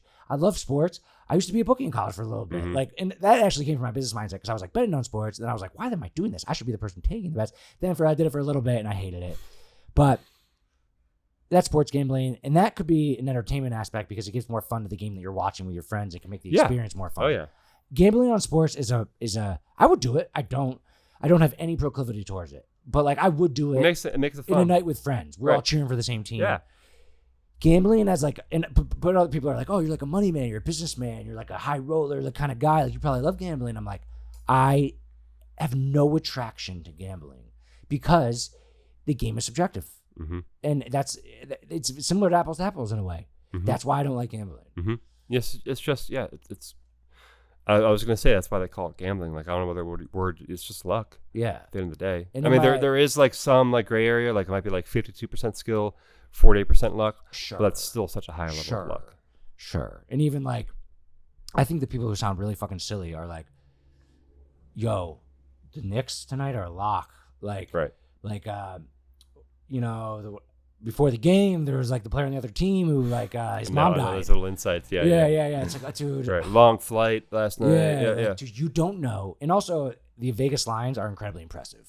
Vegas knows, man. Dude. Vegas always knows. How do they know? I have no idea. I think that I actually asked this question many times to various people because I'm so fascinated how good the lines are. Yeah, it's incredible. I think it might be like, it's either like 5 guys in a room who know everything and are geniuses, or it's like just the numbers. Like it's like a computer. So like, and they Vegas's goal is to win. Mm-hmm. So like they like see, all right, 70% are on this side, 30% are on this side, and they like shift it a little bit to make it 50-50. Because they want to get bets on both sides. Right. They want it to be 50-50. Right. So I think it's just like an algorithm to make it 50-50 so that they get the juice and win no matter what. Yep. And like they have probably some computing power in that algorithm. I would assume at this point it has, but I mean, Vegas, computers weren't always around, but at this point it has to be computers, right? Yeah. There's computer algorithms for sure. Yeah. But Vegas always knows. It's impressive. Always knows. So yeah, I don't know how we got there, but like that was I love that conversation, and like it roots down to just like life is awesome. And even it sounds like corny. Even like the most like the professional gamblers, they're professional and great if they win like 52% of the time. And I will buy a professional poker player because like I said, what percentage of poker do you think is skill? Poker might be like 55%. See, I said 33%. I think it's 67% luck. Yeah. I don't know. Then why do the best players win? How do you become a professional? Well, endorsements. You win a lot. Endorsements. But you also win a lot. Yeah, you win a lot. But like, then there's like online poker. Yeah. There's no reading faces there. True. So is that the same thing? Well, I mean, it's probably more luck at that point then. More luck. Or online poker, and a lot of people who get accepted into poker tournaments, they win like some type of online tournament. Yeah. Dude, I mean, what is the skill in poker? It's knowing percentages, it's knowing odds, right. But it's also like reading the hand motions or something like that, bluffing. Like, there's zero element of that in online poker. Mm-hmm. So, like, I think online poker. So you can either say, skill. Say it's more skill, more based on just the game and the numbers, percentages, because you're taking out the reading component. Then there's like actually probably an answer to what percentage. It's more heavily focused on how well you know the game itself. Yes. There's probably some poker players who are worse online because they thrive on being able to read people. And if you can combine the reading people skill and the maximum skill of knowing the cards, you said 60%, 65%. Like you're still only 65%. Like, that means I could beat LeBron James one-on-one 4 out of 10 times if it was basketball. Right. So, like, fuck gambling and fuck poker. Right. And, like, I just hate it. I wonder, all right, so I just have, like... That's the hour? All right. Sean, time for me to interview you. Yes. Just got interviewed. That'd be my first time as the Larry... First time interviewing. The Larry King role, so let's get to it. All right, man. First question. Worst business idea you ever had? Stop. What was that? Like I heard of it, but it wasn't an idea. It was when I first knew that I wanted to be an entrepreneur. It was like a logo, and it was an S with 2 dots in it, and I was like, "This is gonna be a brand." And people were like, "What? Like what?" Kind of. I was like, "Clothing brand, maybe." Mm-hmm. I don't have. Gary Vee talks about like start a lot of businesses, figure out what you like, see what works, like. I don't necessarily agree with that. Like, I think you need to like focus all your attention for like a long period of time on like one business, one thing, yeah. See and it through. And like, yes, pivot and adjust, but like, every business is always gonna have obstacles that it runs into, and you don't find out what type of business it is until you get through a couple of them. So like, it's not as easy as it sounds to start multiple businesses. Like, unless you're more advanced and have more resources and stuff like that. Right. Like, but if you're talking to it's not advice for a young entrepreneur. It's not an advice for a young entrepreneur. I really don't think so. And he always says that, and I'm like, that's irresponsible advice in my opinion. So like, why couldn't have asked that worked? I mean, you have Lowery brands. How it could have worked, but like, Souza from college. Like me and him started Ponzi Studios together, and I rarely talk about that, but we had like a screen printing business when we first started. 6 months, business was an absolute disaster. Remember we sold shirts back to the fraternity and like they washed out. Yeah, very fucking embarrassing. But I didn't like that business model. It was like screen printing shirts for other things, and then my whole story I've adjusted, and then I did the Notre Dame shirts, and then that was just selling online. And I had screen printing equipment. Shelby got involved. United Tees, monograms. Listen to the previous podcast for more. Actually, if you want to hear about that story, listen to this podcast. I was just on the T-shirt millionaires. But like, I wanted to start a business. I started with like some T-shirt printing equipment. I don't know why. And like 9 years later, 20 million in sales. Like, I still am doing like T-shirt stuff. Like, it's the same idea. Same CrossFit. Same like business. Same tax ID number. Yeah. Like, this podcasting thing and what we're doing is like basically like my second like real business that I put effort into. Yeah. And I don't put 50% of my effort into this, 50% of my effort into that. I put more effort into that. So like, I have this idea for an invention called the Armadillo. It's like something that is an insert into a bed so that if you sleep on your side, you can have a comfortable spot to put your arm in. That's an idea that I've had that I've talked about. Like, have I looked into getting molds made or like, no, I haven't. Right. Like, everybody has ideas. Ideas are worthless. Execution's everything. And because like I train my brain well, I don't spend a lot of time of thinking of ideas. I think of ideas within my business. Like, and I obsess over ideas within my business. But I even had an idea. I got pretty far with it. Not pretty far in terms of like me and my buddy, we had like shared Google Drive, like we're doing apps. Like I actually this was in Arkansas. I actually like went to like a few like app designer meetings to try and like find a guy to like design this app. My idea was, like the what's like the Tamagotchi thing, or like you have like your own like little pet thing. You like water it and it grows every day. Our idea was to have like a basically like you start off like either with like this like big huge fat guy or like this tiny like skinny guy or girl, whatever the case may be. And you got to take them to the gym. You got to work them out. And like you have to do it every day. And like you like log on every day. Like you pick the workout. And then you also got to feed it the right things. So like my idea was like, okay, it could also be like informational too. Like you got to make the right food choices. And then I even had like ideas for like upgrades. Like you could like purchase like in-app purchase like $1 for like a protein powder. And like it'll boost like your muscle gain by like 5%. That is just a good idea as any other stupid app. Right, but I didn't follow through. Right. And now the thing about if you start a business, one of the things I always say that I like that I started with T-shirts is like it's a product that you sell it and it's not a high volume item. It's not like it's the person purchasing it is not purchasing like a car or a house or a refrigerator even. Like it's not a big purchase. Right. A T-shirt, right? It's a quick impulse decision. If you have a bad sales day, like a bad sales day for me would be like if we have 8,000 in sales, like that's not a great day. But I have that 8,000 like revenue coming into the business. It's oxygen. Like that's what I like about a product-based business is the fact that like you can still not be doing well, but still have some oxygen for your business. And oxygen is revenue. Revenue and oxygen are the same thing in a business. With an app, you need upfront oxygen. You need investors. You need to give it to people to use for free. Like Twitter. Instagram, any of these huge successful social media apps or any other apps, like they started by just the purpose of what they do. Like, let's just add value, gain. That's the biggest thing in apps is to get users. Yeah. But it's free. I download the app, Twitter. It's free for me. I'm the user. They don't make any money for that. And like, but they're like, oh my God, we have users. Like we have users. Right. It's not money. So like in the app world, you need investment. You need money up front to get it off the ground. You need money to develop the app. You need money for developers of the work involved. Starting an app, I have a cousin who has this app called Radar. He's put 2 years of work into it. He's my smart cousin, Brendan.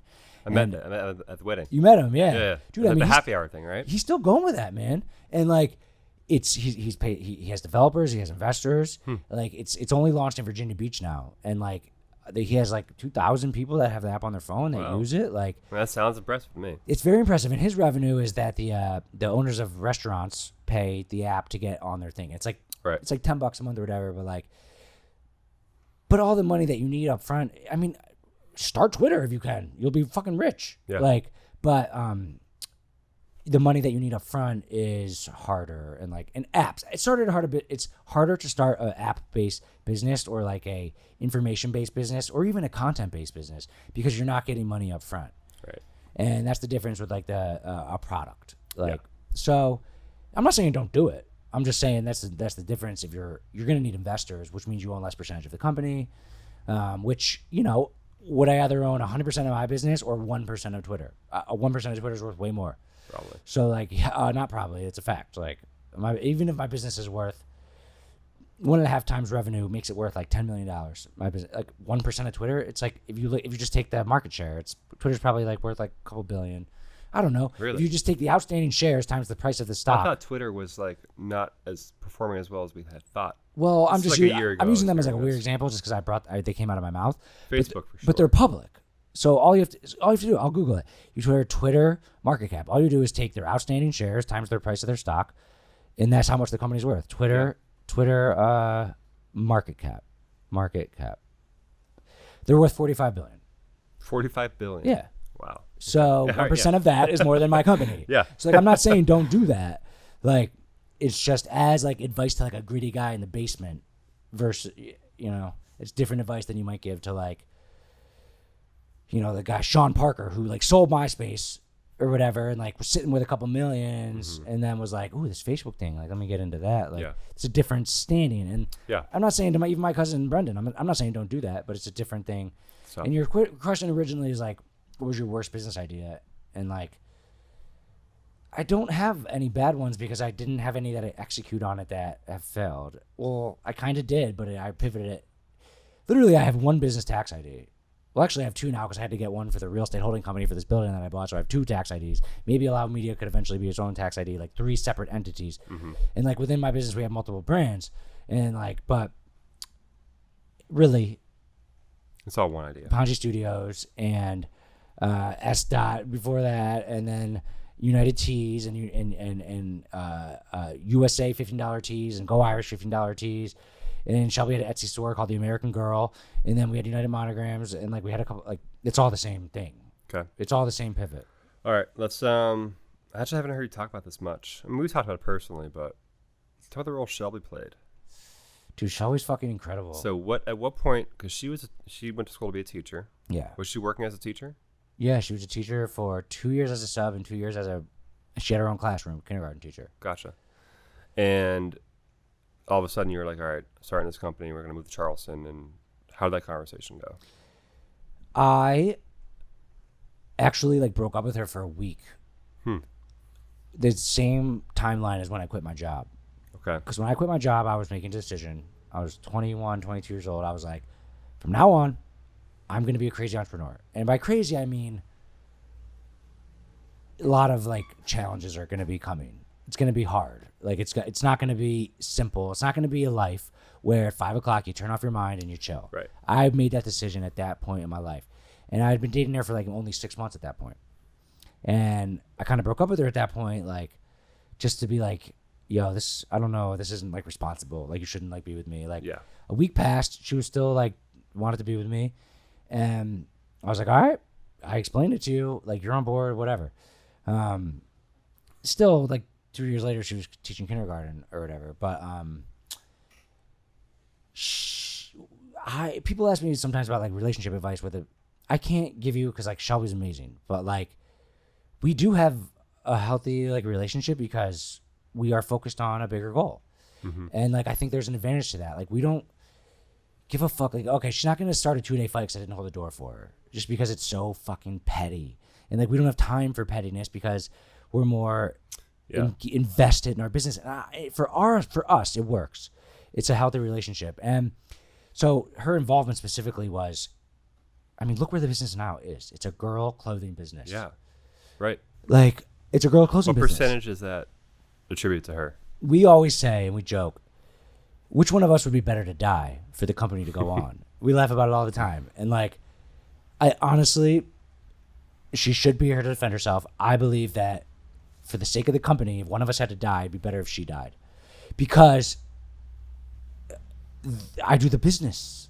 I do the hiring, the firing, the conflict, the ads. And I know an embarrassingly high amount about what our customers like. Like we have our sales meetings.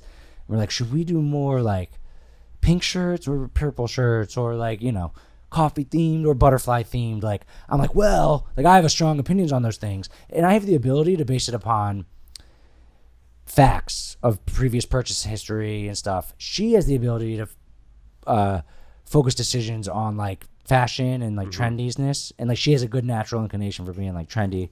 So like the combination is deadly. Yeah. And the combination is deadly. And then combined with the fact that she is the lowest paid employee on my payroll.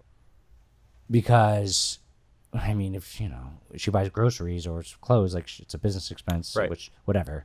Right. But like her actual salary is poverty wages. Like she makes like 18 grand a year just because you have to give her a salary. Right. And it sucks to have to pay me and her because it's like the money's in this bank account. We have to move it to this bank account and there's taxes in between. So it sucks to have to pay yourself. It's like a thing, reasonable wage. You have to pay yourself. You have an S corp. You have to pay yourself. Gotcha. She has a huge role in the company. Mostly the most obvious reason that she's valuable is bringing the style to the site. She makes the emails. I decide what time and what list to send the email to. I decide what audience to send the ad to. She makes the image. Like our employee Rachel like takes the pictures of the products that we decide to make. Now there's some product decisions that involve production. Like this shirt's pre-treated, this shirt's embroidery, this shirt's like, can we produce this in mass? Like, and I help make those decisions. But like when it comes down to the style, that's what matters the most. What will the customer like to buy? Yeah.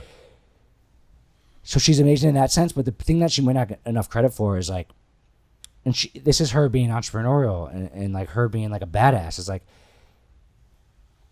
she does so much with the operations that people probably don't understand. Like, she knows about the embroidery machines. I know about the DDG machines. She knows about the embroidery machines.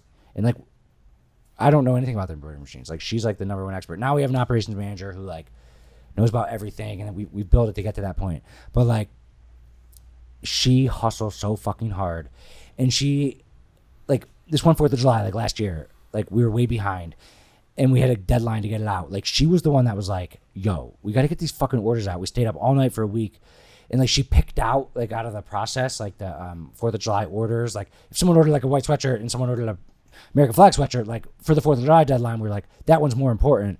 Like, so she knows enough about the process of the operations, combined with the expectations of the customers, combined with the hard work that it takes to do it. She does all of that, dude. She's fucking incredible. And she is, one thing about Shelby is she's not intellectually inclined. And I don't mean that like she's fucking stupid. I mean, she is smart as fuck, but she doesn't have she's not deep. And she's my fucking wife. I love her more than anyone in the world. She just doesn't like, she's not going to sit around and talk for 2 hours about the meaning of life. Right. And like, part of me likes that. Sometimes I don't like that. Yeah. One thing that drives me crazy about her is like, we'll watch a movie and she doesn't fucking know, like 2 hours later, she doesn't know what fucking movie we watched. Or like, I'll like, she didn't ponder on it. I'll make a joke. Like the Torch, there was the Night of Bacon. And she'll be like, what are you talking about? I'm like, we just watched Anchorman. Like she doesn't. Right. But like she has this like and like she was someone that like she doesn't come from a rich family. She comes from a poor town. Her town is poor, and her family is not like, you know, there's not generational money there or anything. Like she had a job at like 13, like 14, or I don't know if 13. She had a job as soon as she could. She worked at the Subway. She worked at Rita's. She made like $6.25 an hour. Like, but she liked to work. She liked to work because she like has this like passion for just producing output. And she also likes to have a little bit of her own money because she likes to be independent, not to.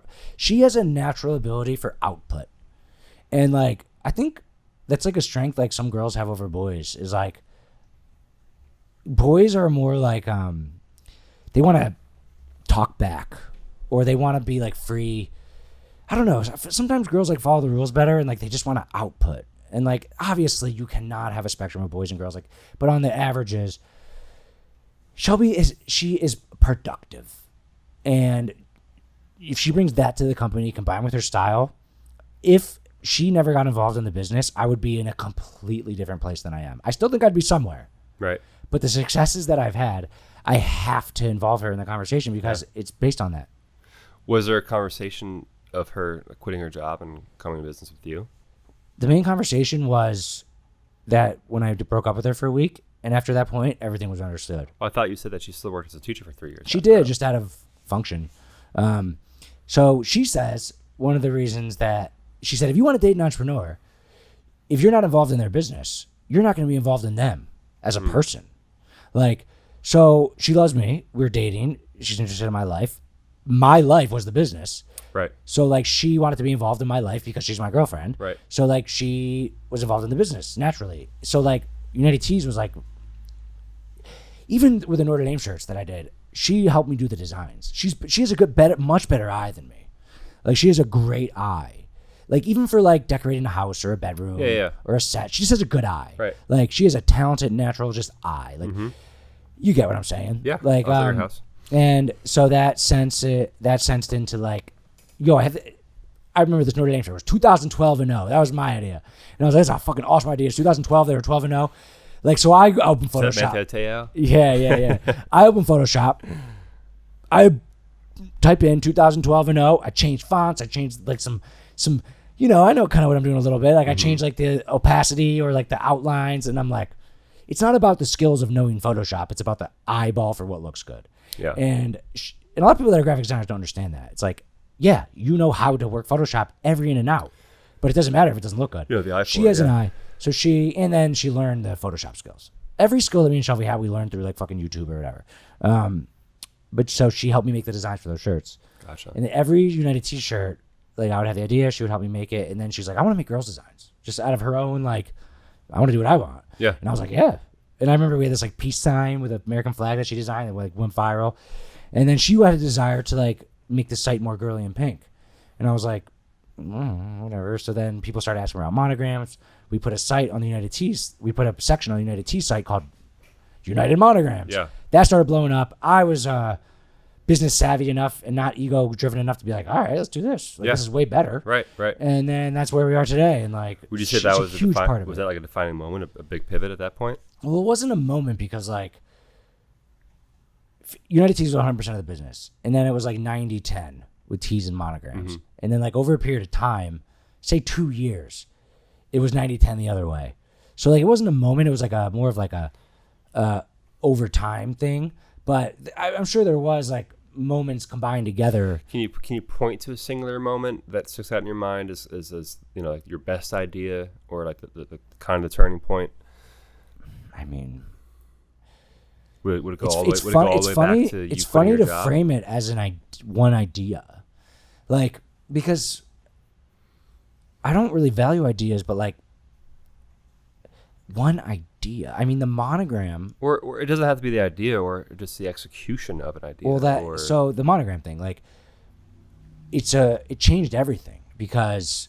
Well, then once United Monograms section took off, we made its own website, we gave its own social media, it started to become its own brand, really separated off at that point.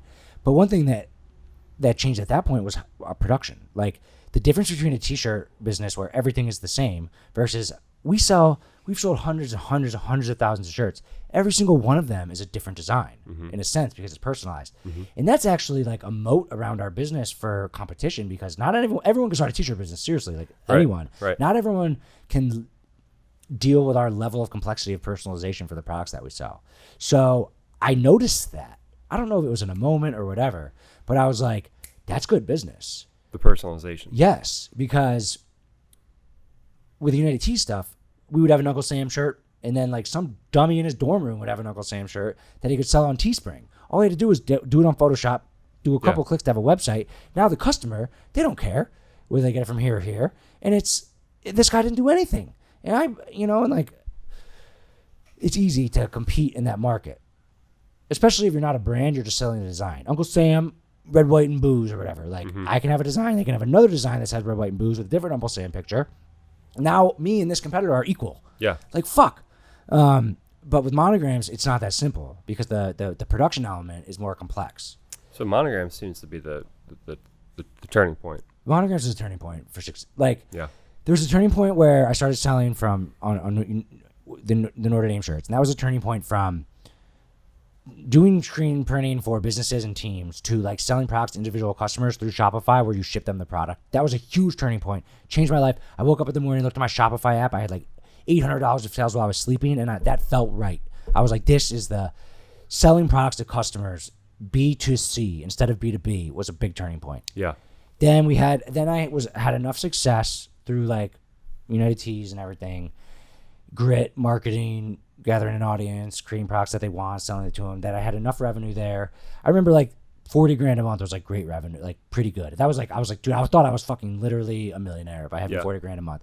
And I would had enough to get my own food. I had enough to get my own like building, my own like I really was like, that was a big moment because I was self-made for all of my life expenses. And I was actually had my own business and it felt amazing. That was a turning point. Right. And then the next turning point that brought us to like 40 grand a month or like 400 grand a month was monograms. Yeah.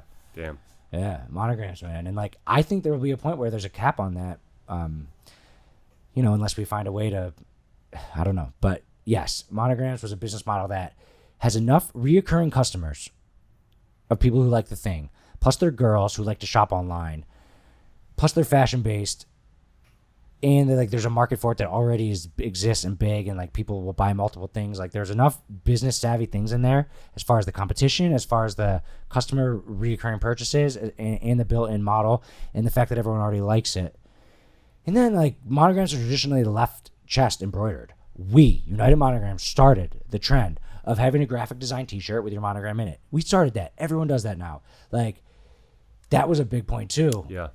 So like it's hard to like pinpoint, but like when I went to B2C, then we went to monograms, then when we created graphic monograms, like that was, and then there were some other big wins in there on the production side. Like we personalized, if you go on the website and you put in your monogram, it goes right to a server now that goes to the production. Like, and I was talking to you the other day when we were walking through the warehouse about we're going to be scanning. There's a lot of internal points that were huge moments for the company. Like I had to get rid of a couple employees because like their job all day was to make files. And then we automated all of that, which was a game changer. Right. That's not as cool to talk about because it's more internal. Yeah, there's a lot of well, internal that matters too. things. But it sounds like the biggest catalyst was the monogram. Yeah, monograms. Sure. Yeah, because of the business model and because of the customer base.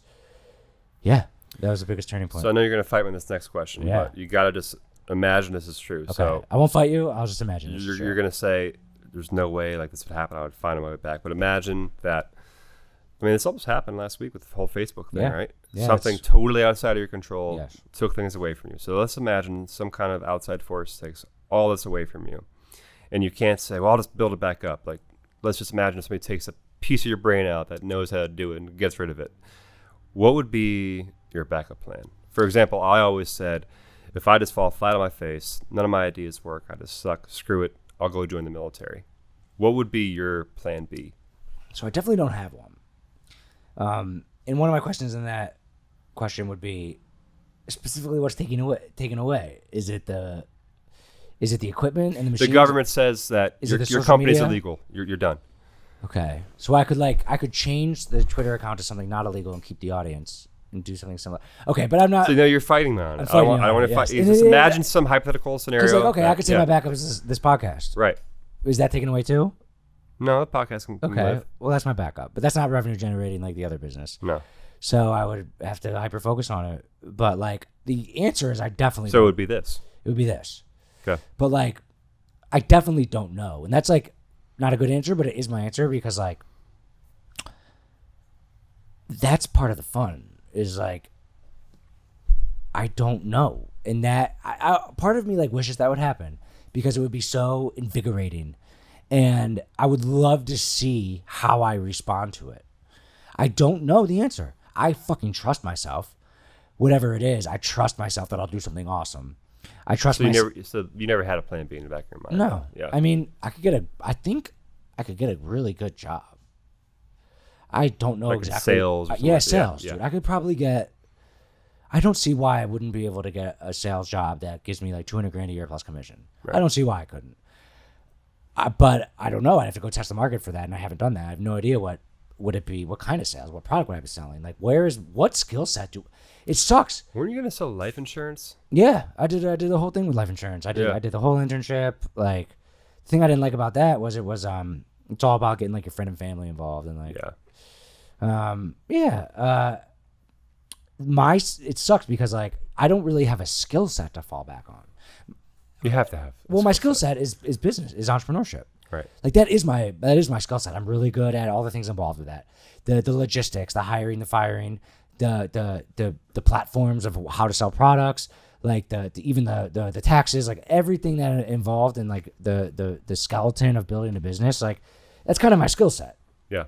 The mindset, everything that goes into it. Like sales is a big part of it, but the way I sell is through Facebook ads and building. I don't do any B2C sales. I don't call customers and be like, right. Do I think I have that skill of like, I understand what sales is. You Cold calling, you build like, I saw the guy who sold me like $250,000 worth of equipment. He took me out to dinner, made me feel special. I was like, all right, I get this. I see how your relationship building with me is helping evolve and the sell. I get what sales are on that level. I think I could do that, but that's not necessarily like my skill. Like I don't really have a skill that I could pick and be like, this is a skill I could fall back on. The skill is building a business. And so like, I don't know what the market, in order to build a business, you need like a vision and a market in a product or a service or whatever. And I'd have to figure out those if I was going to start a business. If I was going to drop back and have nothing and my skill is building businesses, that's really not a valuable skill on its own without a market or a concept or a product or a service. Yeah. So like, I would be like, damn, what's a good product or service or market or You whatever? would the drawing board. Yeah. Essentially. Yeah. Cool. All right. Rank these three in order of importance to you. Fame, money, personal relationships.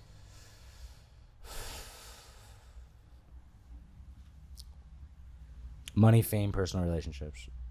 In that order. Yeah.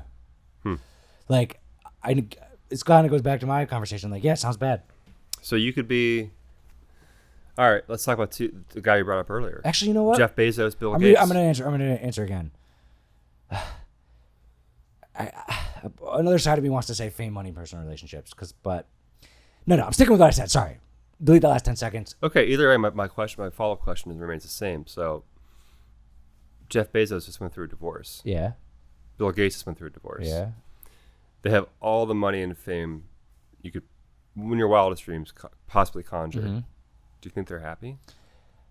My personal opinion is that yes, they are happy. And I don't think they're happy because they're rich. I think they're happy because they're so smart and they know how to form happiness in their brain. Like, do I think Jeff Bezos is happy? I don't know the answer to the question. I think he is happy. You think he's happy? Yes, I do. Okay. And I don't think he's rich. I mean, I'm not ruling out the fact that he can be happy again, but Like, that just had to because be you're hard for divorced him. doesn't mean you're unhappy. No, a lot of it people get divorced, and a lot of times my parents got divorced. they were both happy. And afterwards. was that the best case? Definitely. So like a lot of times people get divorced and people are like, I'm so sorry, and like people will say like, actually, it's like the best thing for me. But on some level, it has to be a failure on some level. The relationship failed. I mean, a lot of times They're no longer in a relationship. I mean, a lot of times things run their course. It's true. It's true. Happiness is the most important thing. If happiness was on that list, I would definitely put that number one. Well, happiness is definitely number one. But Like it's the happiness is the most important thing in the world. Like, so where do you derive your happiness from is the question. And that's part of the strategy of how to be happy, which is the most important thing in the world. Right. I think that Jeff Bezos and Bill Gates are happy people because. What if they're not only divorced, but everybody around them hates them? Like their kids hate them, their parents hate them. Well, that's on them. Their siblings, relatives, they all hate them. Well, then they need to. Okay, you're talking about the value of personal relationships. Yeah, because I would have to go the opposite. I'd have to put personal relationships number one, probably money two, and then fame third. Like, a better way to put me on the spot more would be like Shelby, money, fame, because like personal relationships can be looking at in many different ways. Like obviously, first and foremost is your spouse. Like I fucking love Shelby. Like yeah. We're talking about divorce and how I'm saying it's a good thing. I can't imagine. Like I love her so much. Like right. So like in my relationship with Shelby, money, fame, like maybe she's like the let's put it that way. Like I guess I put her first. See? Yeah. So that then back to the point about Bezos and Gates. I mean, I guess it's unfair to assume that they love their wives as much as you love Shelby, but or maybe they did at some point. I'm sure they did at some point. And I don't know. I'll say this. Like I don't think this is the case. I'm just speaking. Maybe in 40 years, me and Shelby's relationship isn't exactly the same as it is now. I don't know. It could run its course. Like or just adjusts and has a relationship has a different like meaning or value or tangibility. Like It could just be different, your relationship. I mean, I guess if it's a wife, like you're still like sexually involved, you're still like emotionally involved, and like a wife is a more specific thing. Yeah, I'm not here to argue one way or the other, but I think there's examples of people who have money and fame and don't have relationships and are depressed. There's personal relationships. Obviously, all three of those things are important.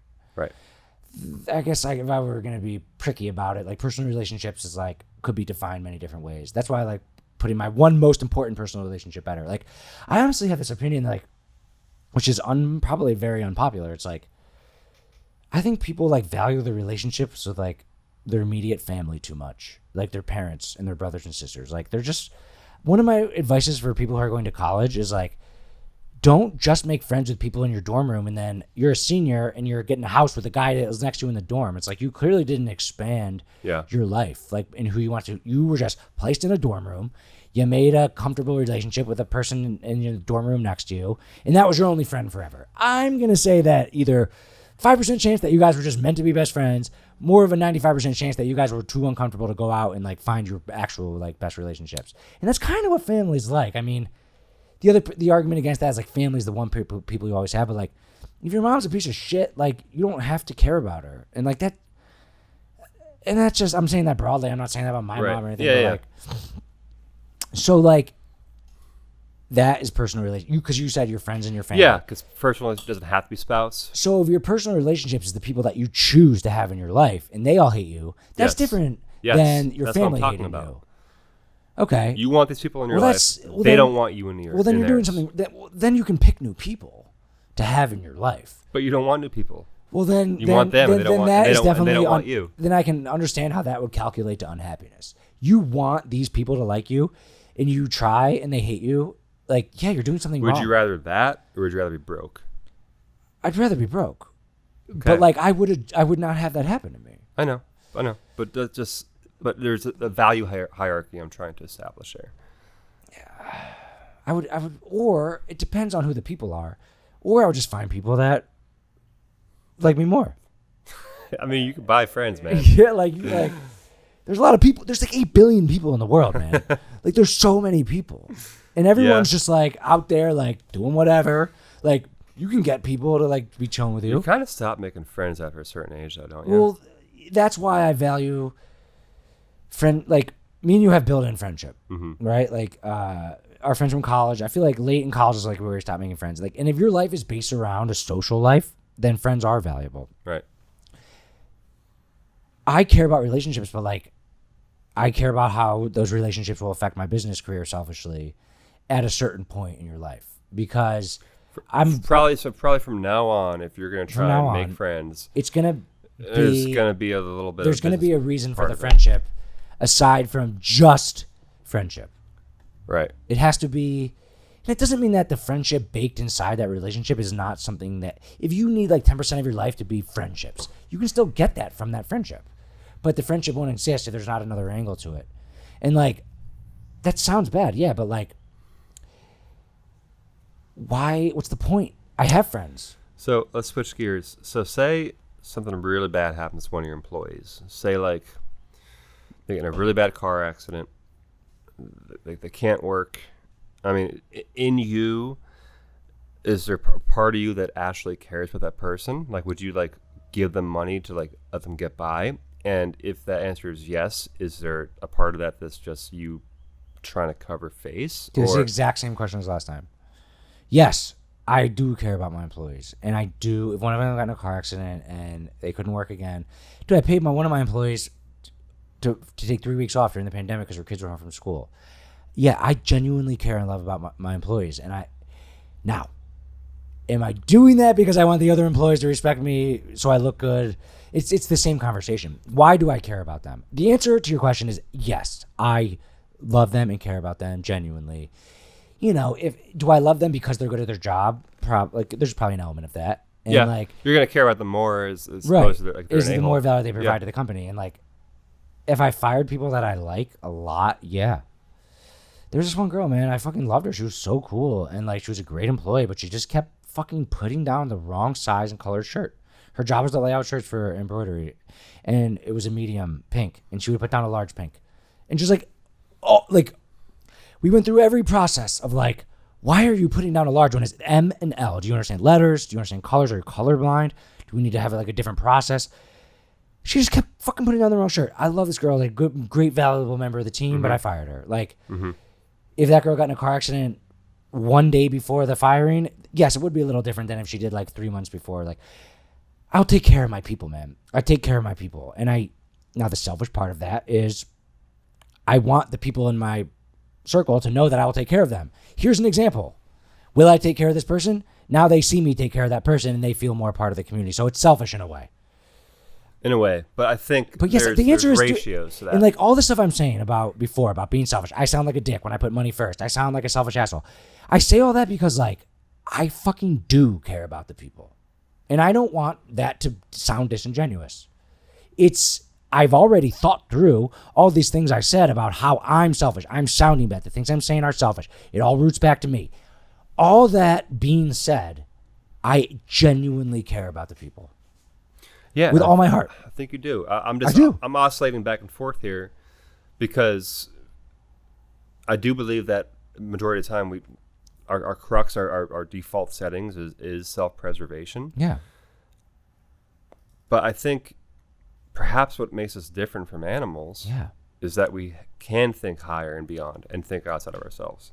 Like I have old coworkers and people I haven't talked to in years call me up for advice. I take their phone call, I give them advice. They say thanks. I hang up. Nobody hears about it. Nobody knows about it. I don't tell anybody about it. Yeah. I still do it. Yeah. Because I care about that person. Yeah. How is that acting out of self-preservation? I mean, it's back to the same conversation. You feel good that you did it. Maybe that person could help you at some point in the future. But like my reason for talking about the selfishness is like I think you're trying to normalize selfishness. Or just I understand the roots of things. But like if I sat here and said, I love my employees, I care about my employees, like, yeah, I sound like a good person, but like, no, don't call me a good person. Like, but I am.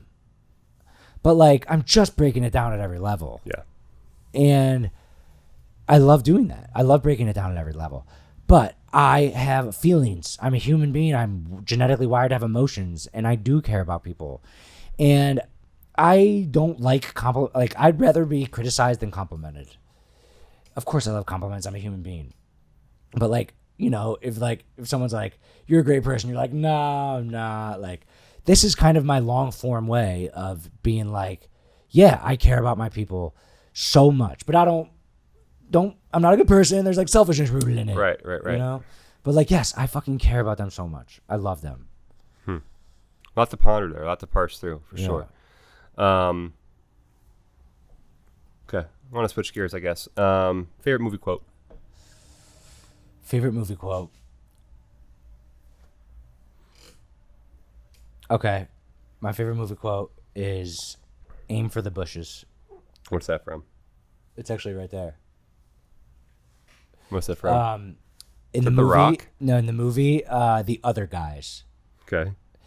The movie is Mark Wahlberg and Will Ferrell. They're like cops. It's like a cop parody, funny movie. The opening scene is Samuel L. Jackson and The Rock are these superstar cops. They're the rock star cops. Everyone salutes them. They're the kings of the town. The mayor loves them. They are superstar cops. And they chase these fucking, so like they're chasing this criminal through the streets and they break down it's insanely like comedic tearing up of the city. So they catch the guys. I've seen the first scene. They catch the guys and they and then they're like, they had a quarter ounce of weed. That's all they had in their car. Like that was the only crime. You caused $5 million of the damage worth to the city and you caught these criminals who had a quarter ounce of weed and they're like, fuck yeah. And they give each other a high five. They're like, we got them. Next scene, someone gets away and Samuel L. Jackson and The Rock, these superstar cops, they're at the top of the building and the criminal jumps across and just like has like one of those like things where he slides across. Yeah. And then he like takes it down so they can't follow him. And The Rock and Samuel L. Jackson, they look at each other. They're at the top of this building and they look at each other and they go, aim for the bushes. And they both go, yep. And they jump down off of like the Empire State Building and they fucking slam into the ground and both die. And the next scene is their funeral. And then it's like Will Ferrell takes over. That's like in the opening 10 credits, but I love it. One, it's fucking so funny, but it's like, aim for the bushes. It's this confident, amazing thing that if the movie made them land in the bushes and like live, that's like one lesson. But I love how the movie just made them die instantly. It's like it's a first of all, it's just funny. Second of all, I have the picture of it. But it's like kind of deep. It's like, where does confidence end and begin? And like these guys, The Rock, Samuel Jackson, movie stars in real life, cinematic heroes, and then in the actual plot, they were the rock star cops. Yeah. They are so confident, no matter how stupid shit they do, everyone loves them. They have bravado, they have confidence, they have look, they have style. And that confidence literally had them die in like a super stupid way. a super stupid way. And like, so on its face, you asked my favorite movie quote. I didn't want to sit here and think about it for 10 minutes. It's funny as fuck. It's The Rock and Samuel Jackson. Aim for the bushes. It's a great quote. And like, but there is like a deeper level there. Clearly, like, you like it. You have it up I there. love it, dude. Yeah. I love it. It's one Yeah. of my favorite movie scenes of all time. My favorite movie scenes of all time. So it has to speak to what I said about you earlier about sometimes your confidence and Yes. positivity blinds you. Yeah. Yeah. Yes. That's why it fascinates me so much. Like, Right. I love egomaniacs like a Trump or a Kanye. Like, I love bravado. I'm attracted to bravado. Right. But bravado only works if you do it right. Bravado on its own is like fucking embarrassing. It can go wrong real quick. It's embarrassing. But like, also though, in order to start a business, you need confidence. In order to have confidence, if you're logical, you need to have past successes to build that confidence. to build that confidence. But if you want to take big leaps, you don't have any logical things to hang your hat on to quantify or clarify your level of confidence. So how do you get from your minimal amount of successes to your high level of confidence? Somewhere in there has to be bravado. And I am so fascinated in the art of bravado. Like, that's why I think I like that quote. Gotcha. Because it's like overconfidence that killed them. And like, it's a reminder. It's like, oh, like, damn, like those guys are fucking idiots. Why were they so confident? Yeah. Like, Yeah, you see that like with Elon Musk too. Like he's polarizing because he has bravado, because he's confident. but like, he's also creating incredible things that the world's never seen. So But he people criticize the hell out of him too, though. but he has every single hat rack in the world to hang his hat on for He does. the credibility of his bravado. He made a fucking spaceship land back on the ground in a certain spot. Like, But he's probably the same level of confidence right now as he was 25 years well, ago. that is where the interesting conversation lies. Right, exactly. Where it's like the chicken and the egg. Where do you get the bravado? Like, should my bravado be clarified to the amount of confidence or the amount of success that I had in business? Dude, I own a small business. I have not accomplished things in the world like Elon Musk by any means. Now, if you look at me from the level of like 22, you're in your basement, like, where do you want to be in like 8 years? Like, at that point, like, I'm pretty successful. Like, but I'm nowhere near. So like, it depends how you frame it. Yeah. But like, should my level of confidence be tied to my successes, or like, it's just this? And then that's a different conversation about what about advice. But the question was my favorite movie quote, and the answer is aim for the bushes. Speaking of bravado, then, why do you need this big ass warehouse? I'm walking around it, and like, there's all this space. You don't even know what you're doing with yet. All these offices, all these buildings, all these rooms, all these bays, all these shelving units, all these, and maybe like, how many employees? 17? 17. Why do you need the space? Well, first of all, we filled up a lot of it, right? So like, we filled up a good amount of it. The whole production room was like basically full. Yeah. I skipped a step. There's the building that we have is too small, way too small. This building that I found and wanted was a little too big. But what the fuck am I gonna do?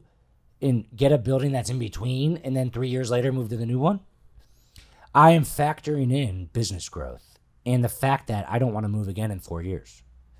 So I skipped a step, and I think that's logical.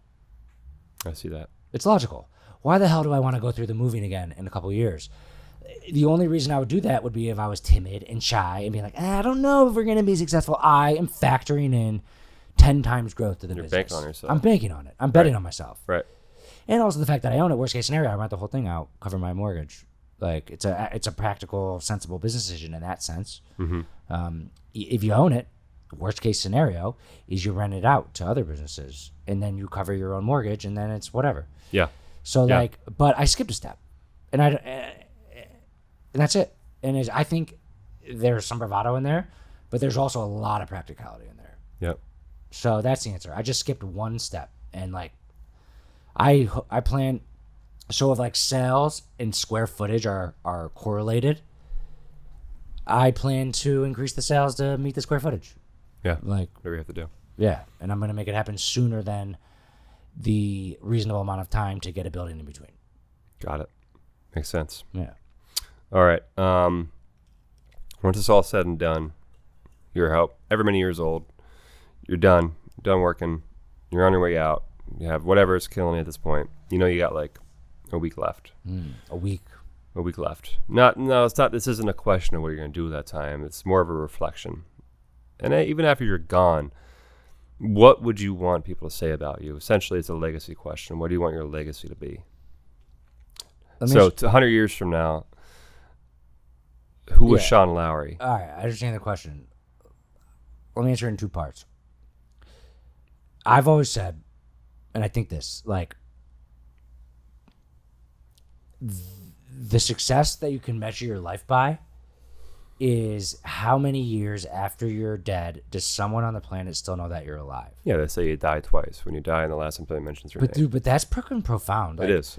Like Alexander the Great, Julius Caesar. That was like 2000 BC or like 200, whatever. Like, we still know them. Mm-hmm. Do you know how many people that were around the same time that lived on for a couple thousands of years, but now they're dead?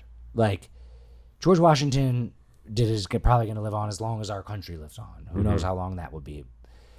My main answer would be that I don't care what. Yeah, I care how long. Like Steve Jobs might not live on forever. Like Apple might go away, and we'll forget about it. Like, but right now he seems like he's going to live forever, but that's not true. And like forever's a long fucking time. Like 1,000 years is not that long in a forever sense. Like, what was 1,000 years ago? That would be like 1021. That was like a lot of kings in Europe, and like Louis the 16th. I think that was like 1300s. The Crusades. Like, we know a little bit about that history, right? Post Jesus or whatever. But I don't care what. Obviously, you have to think about what, but I do care how long. And like, Hitler might live past Steve Jobs. And now, here's me again saying like things that sound bad, but I do care. I think, and I think that's a fun game to play with yourself, because like it could be through many different senses. The most way most people die is like your kids love you, your grandkids love you. Do you know who your great grandpa is? No. Like, I don't either. And like with technology and stuff these days, and Twitter accounts and Facebook accounts. Facebooks, yeah. Like, how cool would it be to go look at your great grandpa's Facebook account? Pretty interesting. You wouldn't spend your whole life obsessed over it, No. but you'd go back and be check like, it out, dude, yeah. Grandpa May, like, he's Right. like, okay, you had a sandwich, it's spaghetti. like, oh, I like spaghetti too. Oh, that's awesome. Like, in that sense, you still know that he exists, and that is going to take the average person's existence capacity longer. Right. Yeah, it is. I didn't think about that. Now there's the literally one person in a bed in the entire world knows that you exist, versus like the impact of everyone in the world knows you. But like, there's length and there's depth. Yeah. And like, more depth will actually help you have more length. But I'm saying, if I use the measuring stick as length, just length, it doesn't matter if just one person, one time when the world knows you in 10 million years from now. It's like a secret message that one person passes on, and only one. Like, if they use length as the measuring stick, I like that measuring stick for some reason. I don't know, just because I thought As about it. opposed to depth? As opposed to depth. In that sense, I don't know. Depth is probably better. I don't know. It's a dumb game to think about how long you live on after you die. What's more important? More people, or how long? How long is cooler? Whatever. That is like my thought on that. I think one of your goals should be to live long as you can after you die. And the average person's kids, grandkids, if you start a business, or if you like have a bridge named after you, and like, there's this bridge in my town, like, and I go over it and it's like some dumbass name, and I Google the name of the bridges, because I'm like, that's that one guy's way to live on. Like, I'm going to look up who he was. Then I think about him for 48 seconds, then I never think about him again. Yeah. So that guy lived in my head for 48 seconds. Good for that guy. Right. Like, so that's that part of it. But like, for what? Right? That's the next question. Right. Obviously. It's a hard question. It's a super hard question. Obviously, you would want it to be something that I would love to be the guy who created the internet or the guy who created the microwave. Or, Dude, I don't even know who invented the internet. I mean, Al Gore.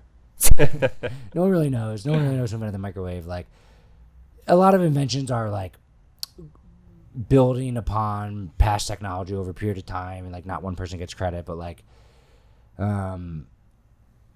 it would be to be fucking awesome. Like, my favorite person is probably Mark Cuban, and he's not as rich as Steve Jobs or Elon Musk. Like, he has not created businesses that have impacted people's lives to the extent of a Microsoft or an Apple or a Google. Not even close. Right. He's kind of made his like couple billions. Like, you know, he sold a micro solution, or he sold his like radio broadcasting thing that Yahoo bought. He stole the sock at the right time, got billions. That company died. Like, he made his billions like more for himself than like impacting the world. Yeah. But now he owns the Mavs, and like he has political aspirations, and like he's the number one person I want to be president. But like, but the difference between Mark Cuban and like Jeff Bezos is like, Jeff Bezos goes on a podcast and talks, like, he's responsible for like the shareholders, and like, and that was the thing with Elon Musk. Like, yo, and that's pretty cool of Elon Musk to not give a fuck about his public perception. Yeah. Like, like Elon Musk has the perfect balance of like his public perception as a shareholder. Like, if I do something embarrassing, like, it's embarrassing to my employees publicly. Forget about, and then you have 1,000 of employees, and you have all these shareholders, and you are a public figure to the face of your shareholders. Like, that's how Jeff Bezos acts. Yeah. Jeff Bezos doesn't go on podcasts and drop F-bombs. And let up blunts. Yeah, because he has a perception he has to hold for his public company. Mark Cuban doesn't have that. He doesn't have a public board of it. Like, he has the Mavs. Dude, the Mavs is a small organization. You know, what do they have? 40 employees? Like, yeah, revenue-wise, huge.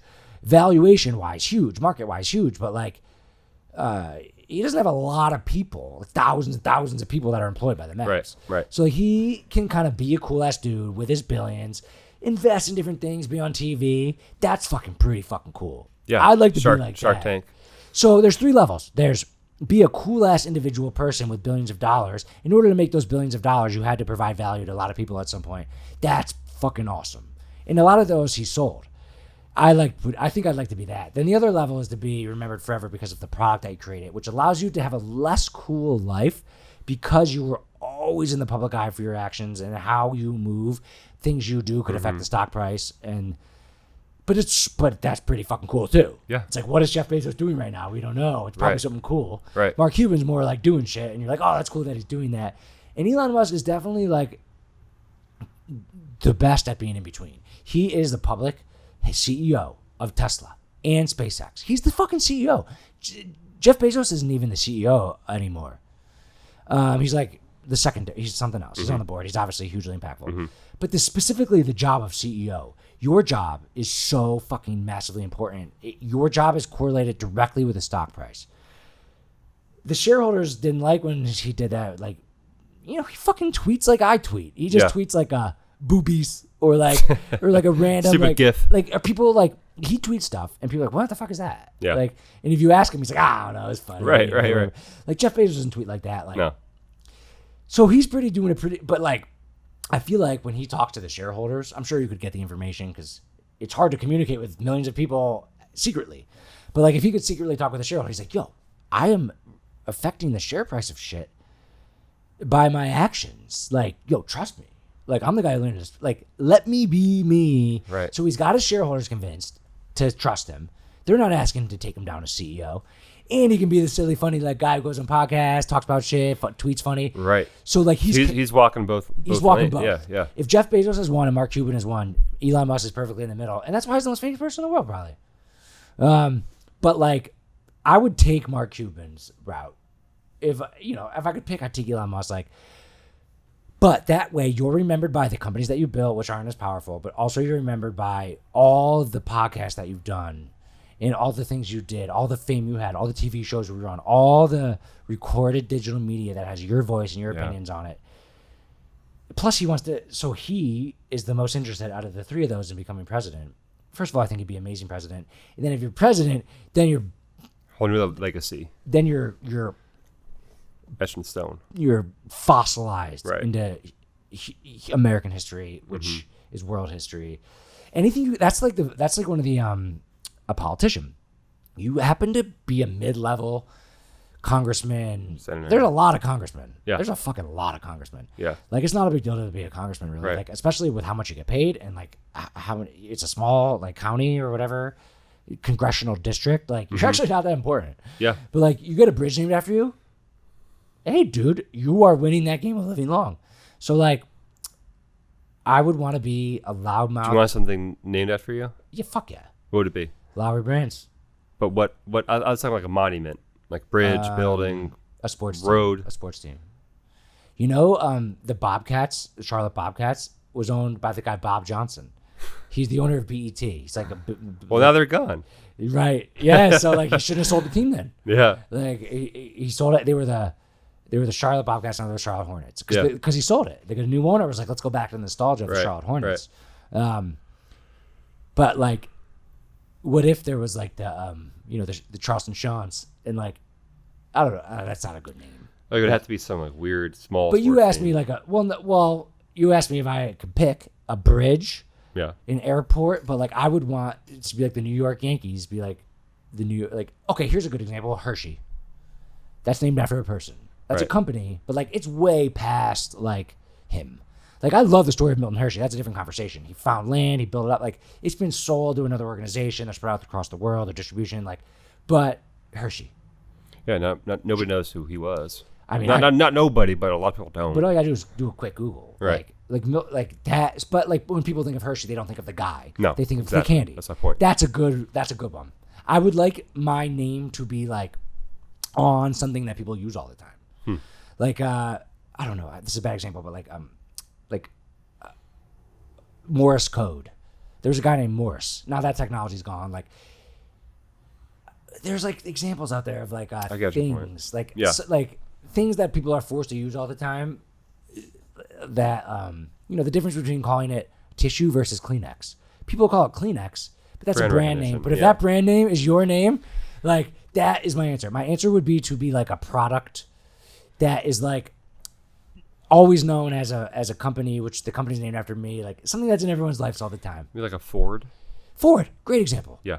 Now they are associated with the company. Now Hershey is associated with the company too, but Hershey is also associated with chocolate in But general. like a beer. Dude, oh my god, a fucking beer. That's What it. you That's think? the answer. Yeah, that's a good one. I want a delicious wheat beer to be called like Lowry's beer. Lowry. Yo, can I Like get why can't it be like a Guinness yeah, exactly. or like a Corona? That's where I want There you my go. name to live on forever. We got it. Inside of a product that's known as the product that's bigger than the company. So that's second half life goal for you. Start your own brewing company or something like that. Yeah, man. And That's like, a good way to live on. it's a great way to live on, and you have to make a very ego-conscious decision in the beginning to name it after yourself. Yeah. But As like, opposed to naming it like Blue Moon or yeah, something exactly, like that. Yeah. exactly. That's funny. So that's my answer. Cool. All right. Three people have been the most influential in your life.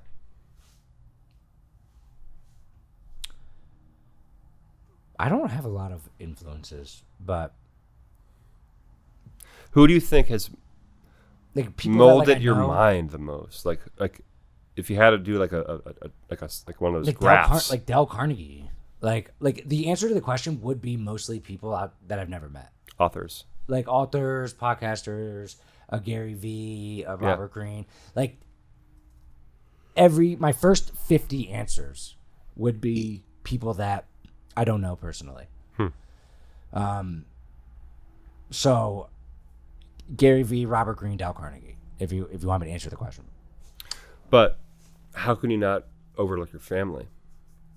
Because like So the one person, my dad was 7 years younger than my Uncle Gary.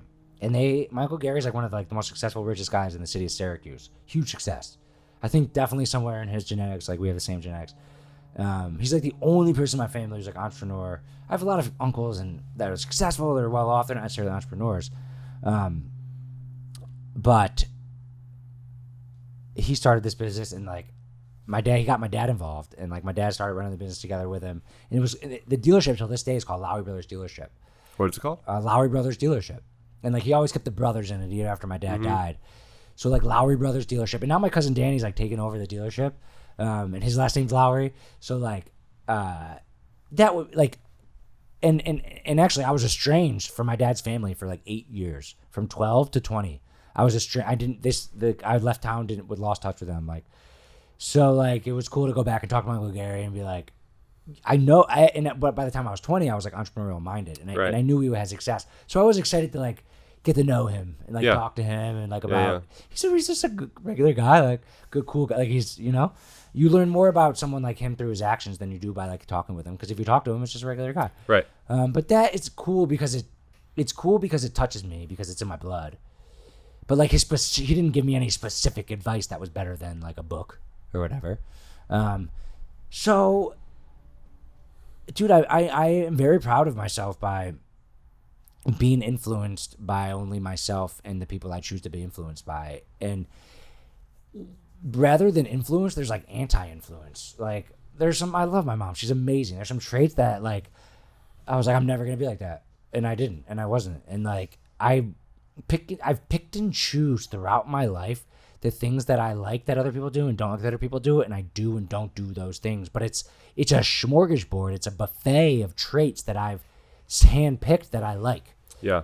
Like Michael Robert has this quote. He says, "If not me, who?" And when the first time he said that to me, it was like early on in my stages, and like I was like, "That's a great quote. If not me, who?" Mm-hmm. What is and like that hit me. So like he's impacted me. So like, but that was a tidbit. Like, I think that everyone should have a clear slate, not be overly influenced by your relationship of the person to you, but find things that you think are awesome with anybody, public, not public, someone you know, someone you don't know, someone you like on a TV show, a fictional character. Pick traits that you like, that you see in the world, and then like handpick them and then build them in yourself. Gotcha. That's so how you'd even accept like somebody saying like, oh, like Captain America. Yeah. If you like his traits. I mean, if you pick the trait out, right, then yeah, why not? Like, yeah, absolutely. I'm trying to think of a fictional character that I like learned something from. Someone I always respect is Hey Arnold. Like Arnold, I don't know why he was just always like this like calm leader. Yeah. People looked him to lead it for some reason, and he was like reasonable and like was like the kind of, he wasn't like loudmouth or like I don't know, that's an example. I don't think he had enough bravado for you. He didn't have enough bravado for me, but like I can respect that. I can take those characteristics from him, but then combine in Kanye West bravado to create me.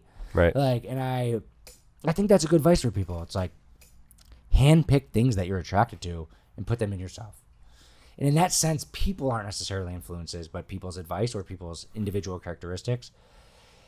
And specifically in my life, people in my life might be offended, but like, I didn't have any specific person in like an uncle or a mom or a dad or like a brother or sister or aunt or like a teacher that was like, I want to be exactly like them. And I don't think it's safe to like pick a person and try to be exactly like them. No, because they have flaws too. Exactly. Pick the things you like about them and put them into you. Yeah. Understood. Okay. Lowest point of your life.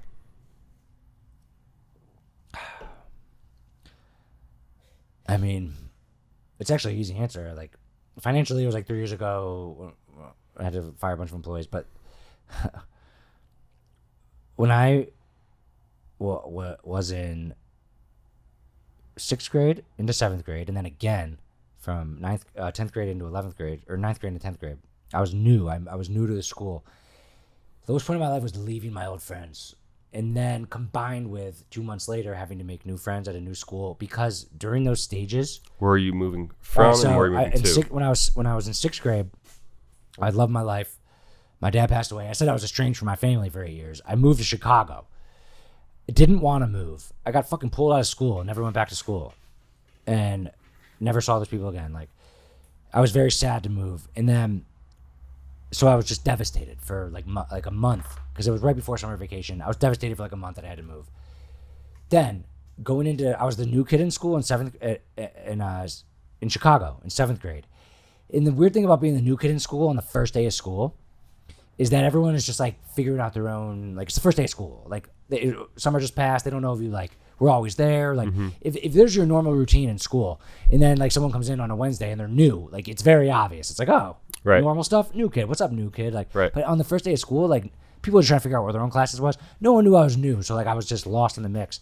And so you actually worked against you. It worked very much against me because they thought I had someone that had been there since kindergarten. Right. But I just wasn't ever noteworthy. You weren't novel. Yeah, exactly. Yeah. So the devastation and combined with the importance of social status from the ages of 12 to 17, social status is the most important feeling at those ages. And I think it's like a emotional, like evolutionary thing. Goes back to the tribe. Yeah, but also you don't have the ability to pick up and move if you're a kid. Right. So like you're stuck there. And like also the emotions of a developing human. So like it was the most devastating moment of my day. I sat in the toilet and cried with a pretzel on my lap. And I went home and cried. And then, you know, over time, basketball tryouts came in 7th grade and I was good at basketball, made the basketball team, made friends. 7th, 8th, and then 8th grade, I had all the friends in the world. 8th and 9th grade, 2 of the best years of my life. Not a lot of responsibilities. Specifically, had a great group of friends in Chicago. So, like, great friends, just great friends, great environment, great sports, played all the sports, great life. Then, after my freshman year, I moved again to Pennsylvania. The sad, lowest point of my life. Leaving all my friends. Again. So fucking sad, dude. Like, just, we all just sleep over the night before I left. Saddest point of my life. And then where'd you move from originally? I from 0 to 12 I lived in Syracuse, New York. Okay.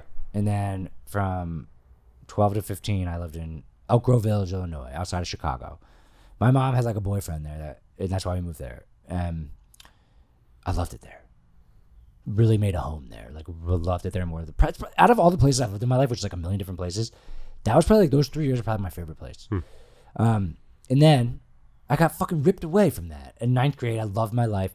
And my mom didn't work out with who she was living with, so we moved fucking back to Pennsylvania, like where she was from. I went to the same high school as my mom at that point. 10th grade. And I was, again, the new kid on the first day of school. And I sat with a pretzel on my lap and cried on the toilet, like on the first day of lunch. Wow. In that same scenario. Dude, the fucking pretzel, man. Like, I should never have gotten a pretzel. But it's so funny. Literally, the first day, tray, pretzel, soft pretzel specifically in both situations. A soft pretzel is like an easy lunch food. It's like I'm sitting down and eating, but also I can be mobile. Yeah. And eventually I made friends there too. Like, but like the emotional sadness of the leaving your friends, and then like 1 month later having to bully up the courage for a whole new social life, and having to make new friends, it was devastating for me. Yeah. And like, and it wasn't the most on a scale saddest thing, no. But was it the most sad I've ever felt? Yes, by far, because I didn't have the emotional tools, because I was younger, and the impact that it had. But I do think it built a lot of like character in me. Definitely. And I think that was like ultimately turned out to be a good thing. Yeah. As far as resiliency, never giving up, understanding that things change and then new things can happen that are good for you.